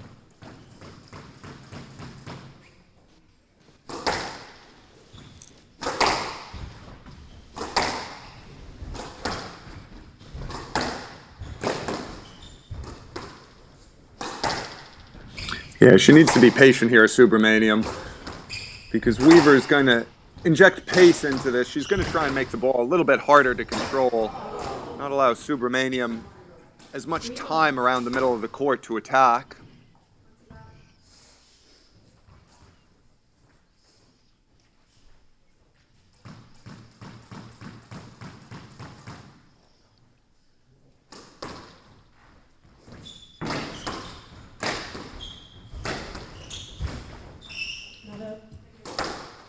Yeah, just unable to get underneath that cleanly, Weaver.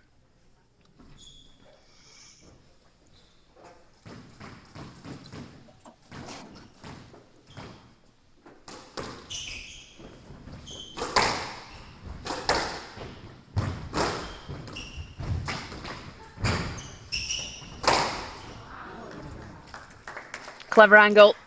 2-3.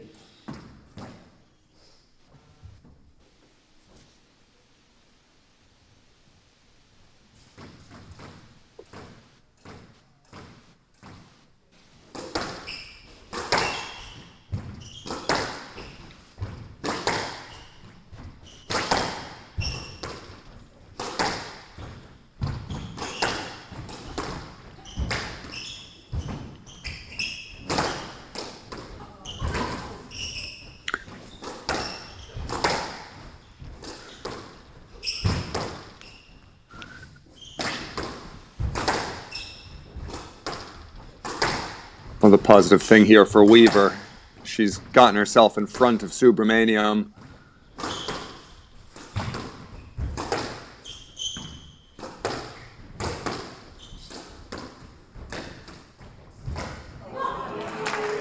Yeah, it's good angle there, though, Nicely from Weaver. placed. Yeah, you're right. Just always travelling towards the side wall.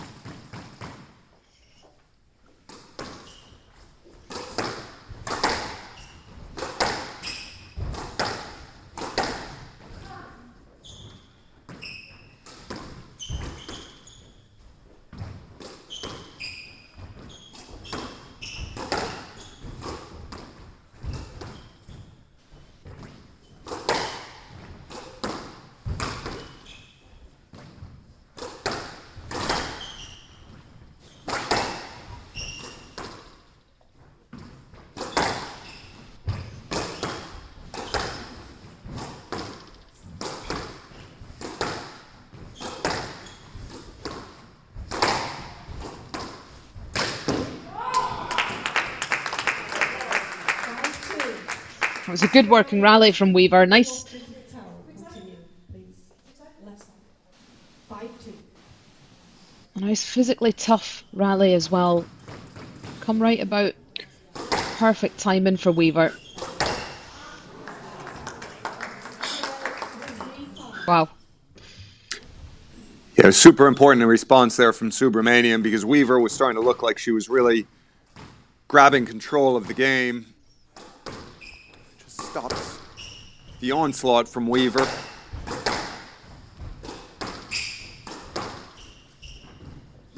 Been much more positive in the hitting department here. This third game, though, from Weaver. Hitting's looked ever so slightly crisper. 4-5. Yeah, I still just feel she needs to inject a bit more pace and play a bit quicker. It's very easy, obviously, for me to sit here and say that, but she's definitely got the capability to do it. She's got the gears to go up, and this pace for me right now is suiting Subramaniam down to a T. Even if Weaver can be willing to just make it a bit messy, you know, sacrifice a little bit of quality in order to just speed the game up a bit. Even if that also means less holding, because she's holding quite a lot on that backhand side. But all that does is allow Subramaniam to come further up the court. She's quick, so she can afford to hold her position. Just needs to enter a phase of see the ball, hit the ball, I feel, Weaver, and just make this physically tough and fast. No, absolutely. Taking time away from Subramaniam, absolutely crucial. Subramaniam has time on the ball around the middle. She's so accurate. That was a perfect example. Just the loose cross court, Subramaniam cleaning up quite quickly.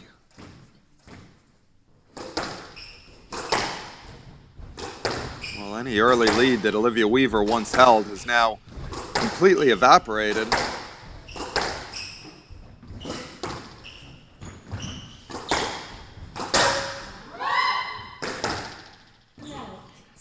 Well, that'll certainly help the Weaver cause. It's a better rally from her. The ball's travelling right through, stretching Subramaniam into a difficult position in the back court. And Weaver just getting on the ball a bit quicker.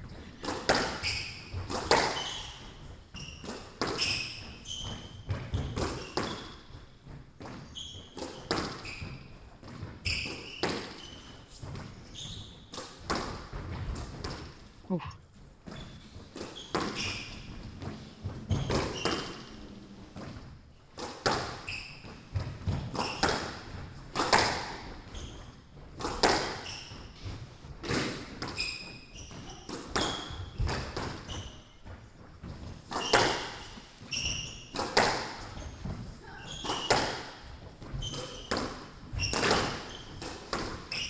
Well, Weaver's trying to make this point really hard physically. She's squeezed the error there from Subramaniam. Yeah, and it's 2 errors in a row.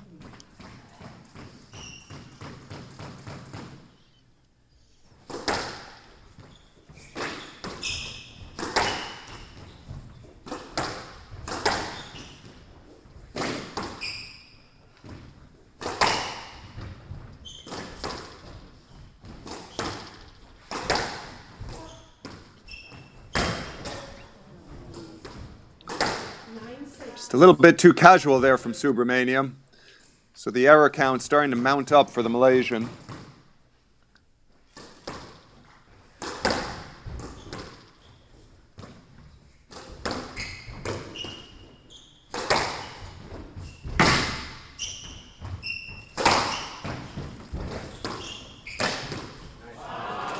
Yeah, that's incredible pressure on the backhand line there from Subramaniam. The variety from the straight hitting, the holding as well.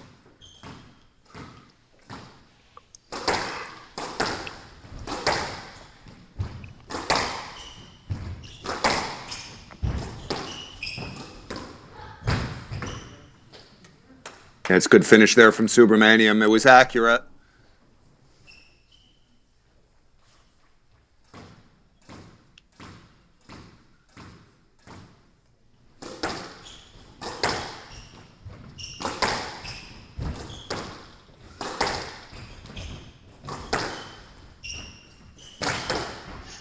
For me, this really comes down to Subramaniam's errors. Well, she squeezed the error there from Weaver. Absolutely going in a flash, and we're tied at 9-all, just as it really did look like the momentum was turning. Weaver was going to sneak that third game. Oh, right into the neck. Do drop in.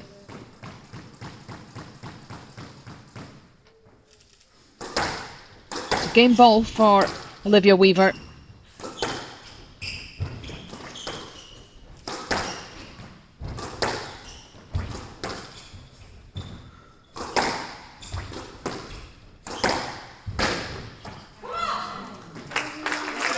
Yeah, that is very aggressive hitting from Weaver. The way she hit those last two backhands, very aggressive.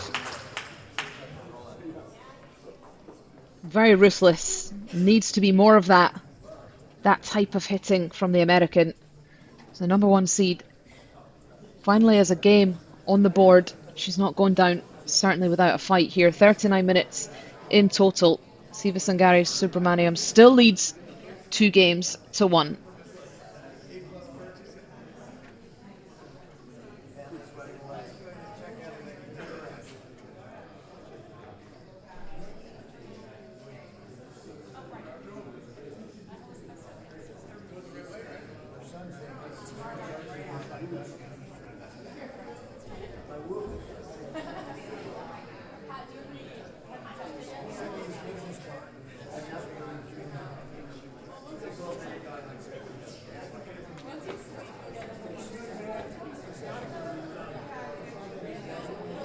It resumes in 60 seconds.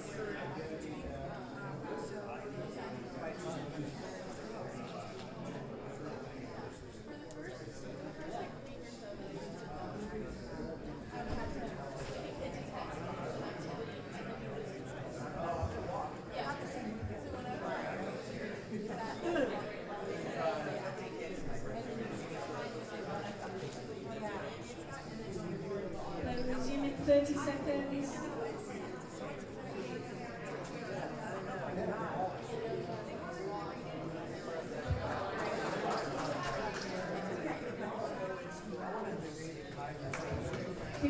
seconds.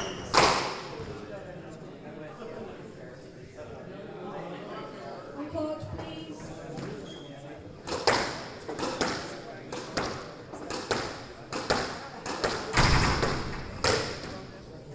Time. Subramaniam leads 2-1. Weaver to serve. Love all.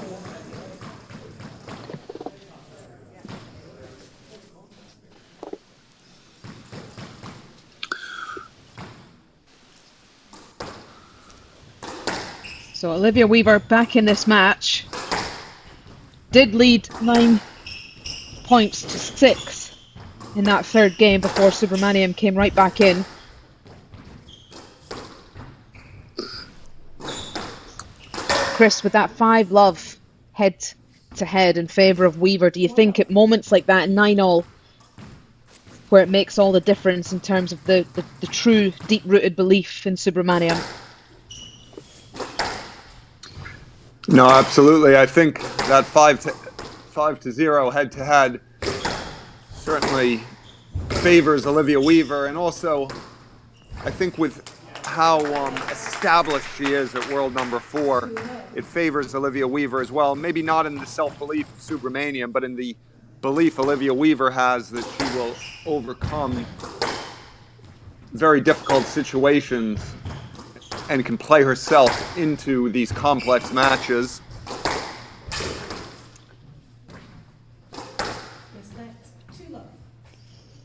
I think we're going to see a much improved level from Olivia Weaver here in this 4th game. Now that she has that 3rd game under her belt, I think she started finally finding some joy breaking Subramaniam down in the back corners.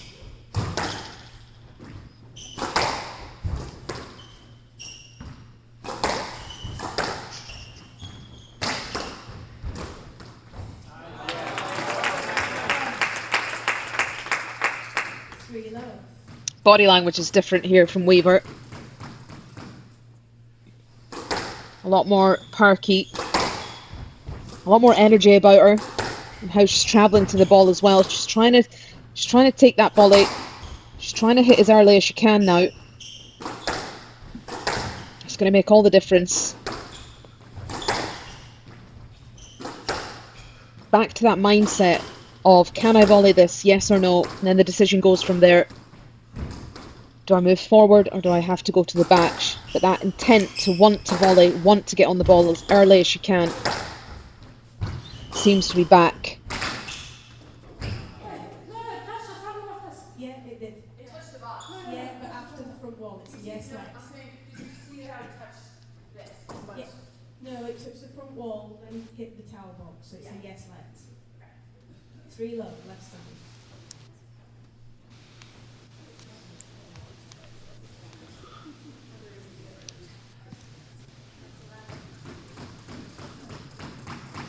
Well, the intensity of hitting from Olivia Weaver here at the start of the 4th game has been much improved.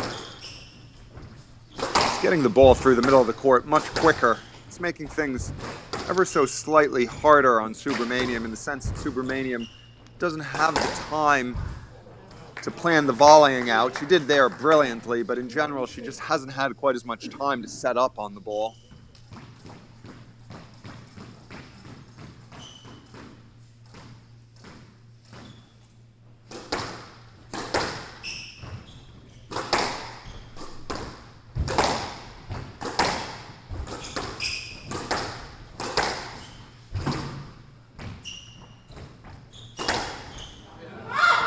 Yeah, that's cute from Subramaniam. The hold and the deceptive flick cross court, trademark squash from the Malaysian.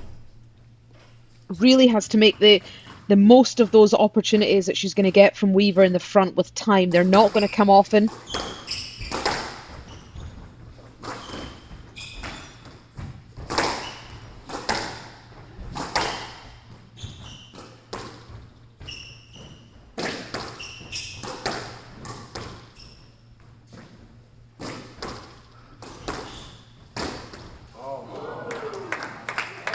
Nice variation from Subramaniam. Again, very deceptive. The way she drops her shoulder into the shot, into the post, showing a plethora of different options.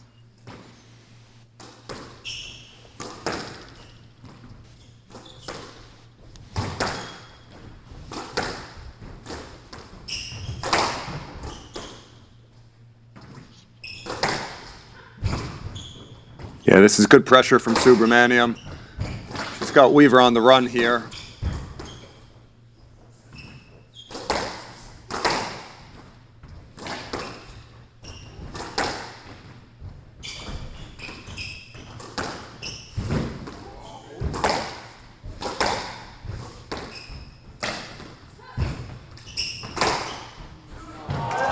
Battling to stay in the rally here, Weaver, but that is a massive finish from Subramaniam, making the court really big for the American. Yeah, it's been quite impressive how she's managed to turn the start of this game around. Weaver came out different. She came out with higher energy levels, Quicker hitting, quicker swing, quicker movement. All credit to Subramaniam managing to bring that style in, making it awkward again for Weaver, making her unsure and doubt how she wants to play, the pace she wants to play.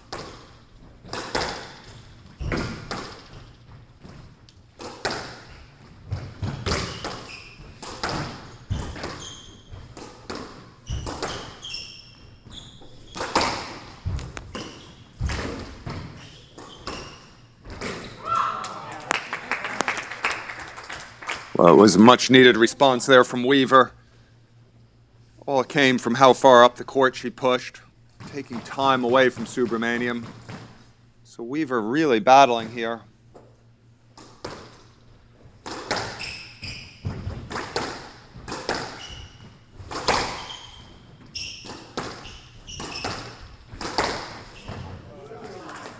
That's a lovely line. Aggressive straight hitting from Subramaniam.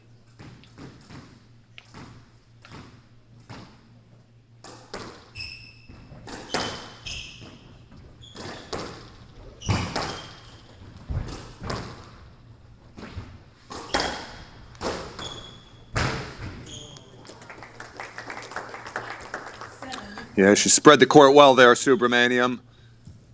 Made it a very long diagonal for Weaver. Big response now needed from the American. Really is starting to become now or never.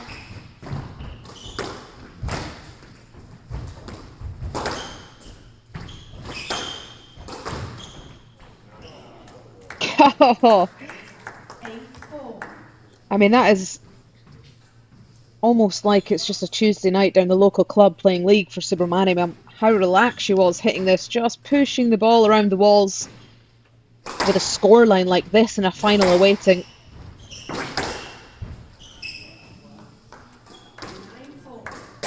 Yeah, Subramaniam really letting the arm go here.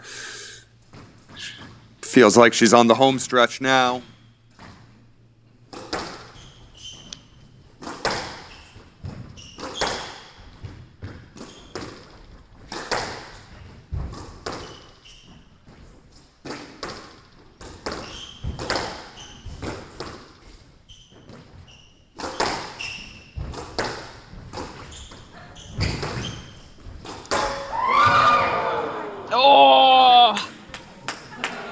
She was not far away. Weaver really having to dig deep in that rally. Just felt like something special was going to come from the racket of Subramaniam. If only she could keep the ball above the tin. Still, the scoreboard heavily in the Malaysians' favour.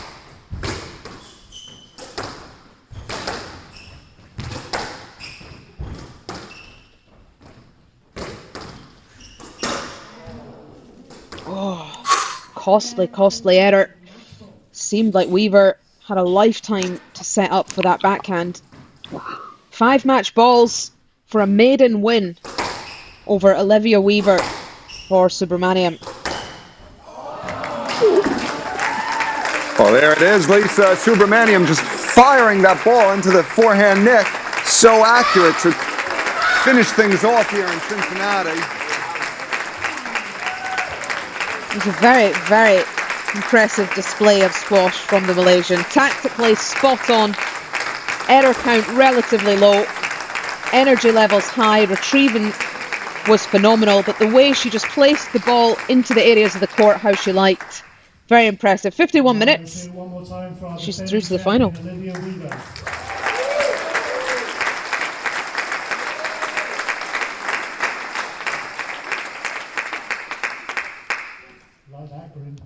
So you played her 3 times here, and now you've lost the first 2, so that must feel pretty good. Yeah, I think in total, I lost 5 times to her. The last one was 5-setter as well. Actually, in world teams, I was 2-love up and I lost 3-2, so that was still in the back of my mind when I was 2-love up. She's a fighter. I mean, she's been playing well this past couple of months, years, improved a lot. She's top 4 in the world, so just try to stay as composed as I can and just try to enjoy myself out there, and I'm really happy with this win.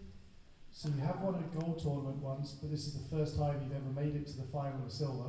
So congratulations for doing that. I mean, how much does this help your rankings? How much does this help your confidence beating someone that high? No, definitely. I think I have a tough couple of months. I mean, I've been playing well, but not being able to win some of the close matches that I've been losing. So to be winning this one, I think it's a huge confidence boost. Obviously, I still have one more match tomorrow. As I said yesterday, hopefully I can make one step better than the one I made in the semis 2 years ago. But this time I hope I can win the title tomorrow. But yeah, just trying to enjoy myself out there, and I'm happy with the way I'm playing. So it's quite tough, you know. You just beat the defending champion, who's American. This is her court. She doesn't lose here.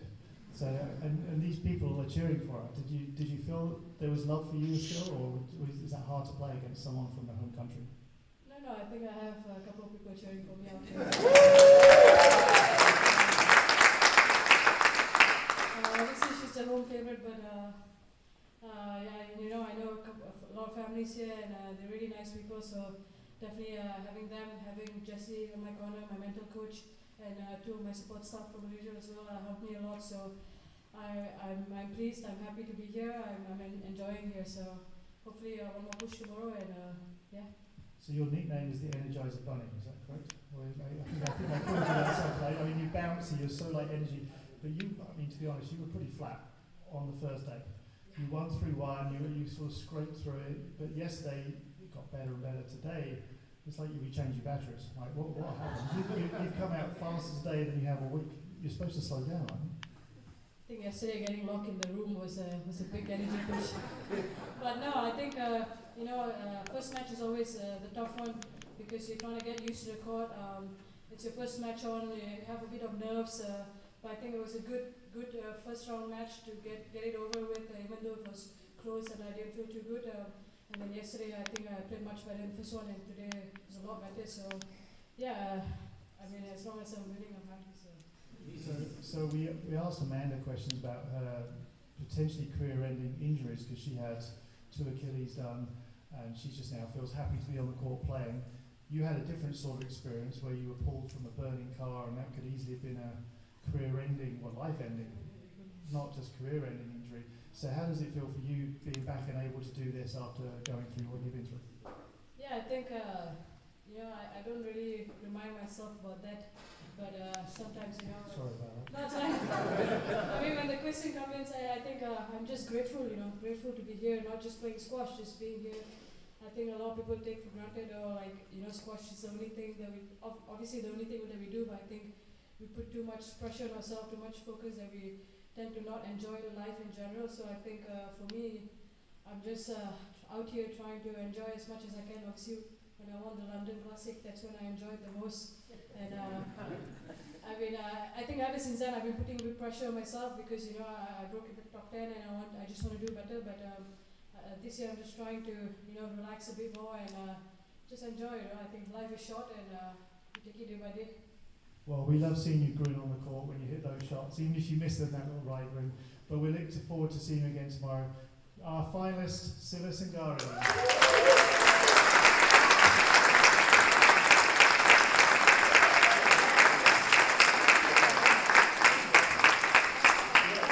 So that is it for today at the Gaynor Cup. Well, that concludes the semi-final lineup here in Cincinnati. The final is set.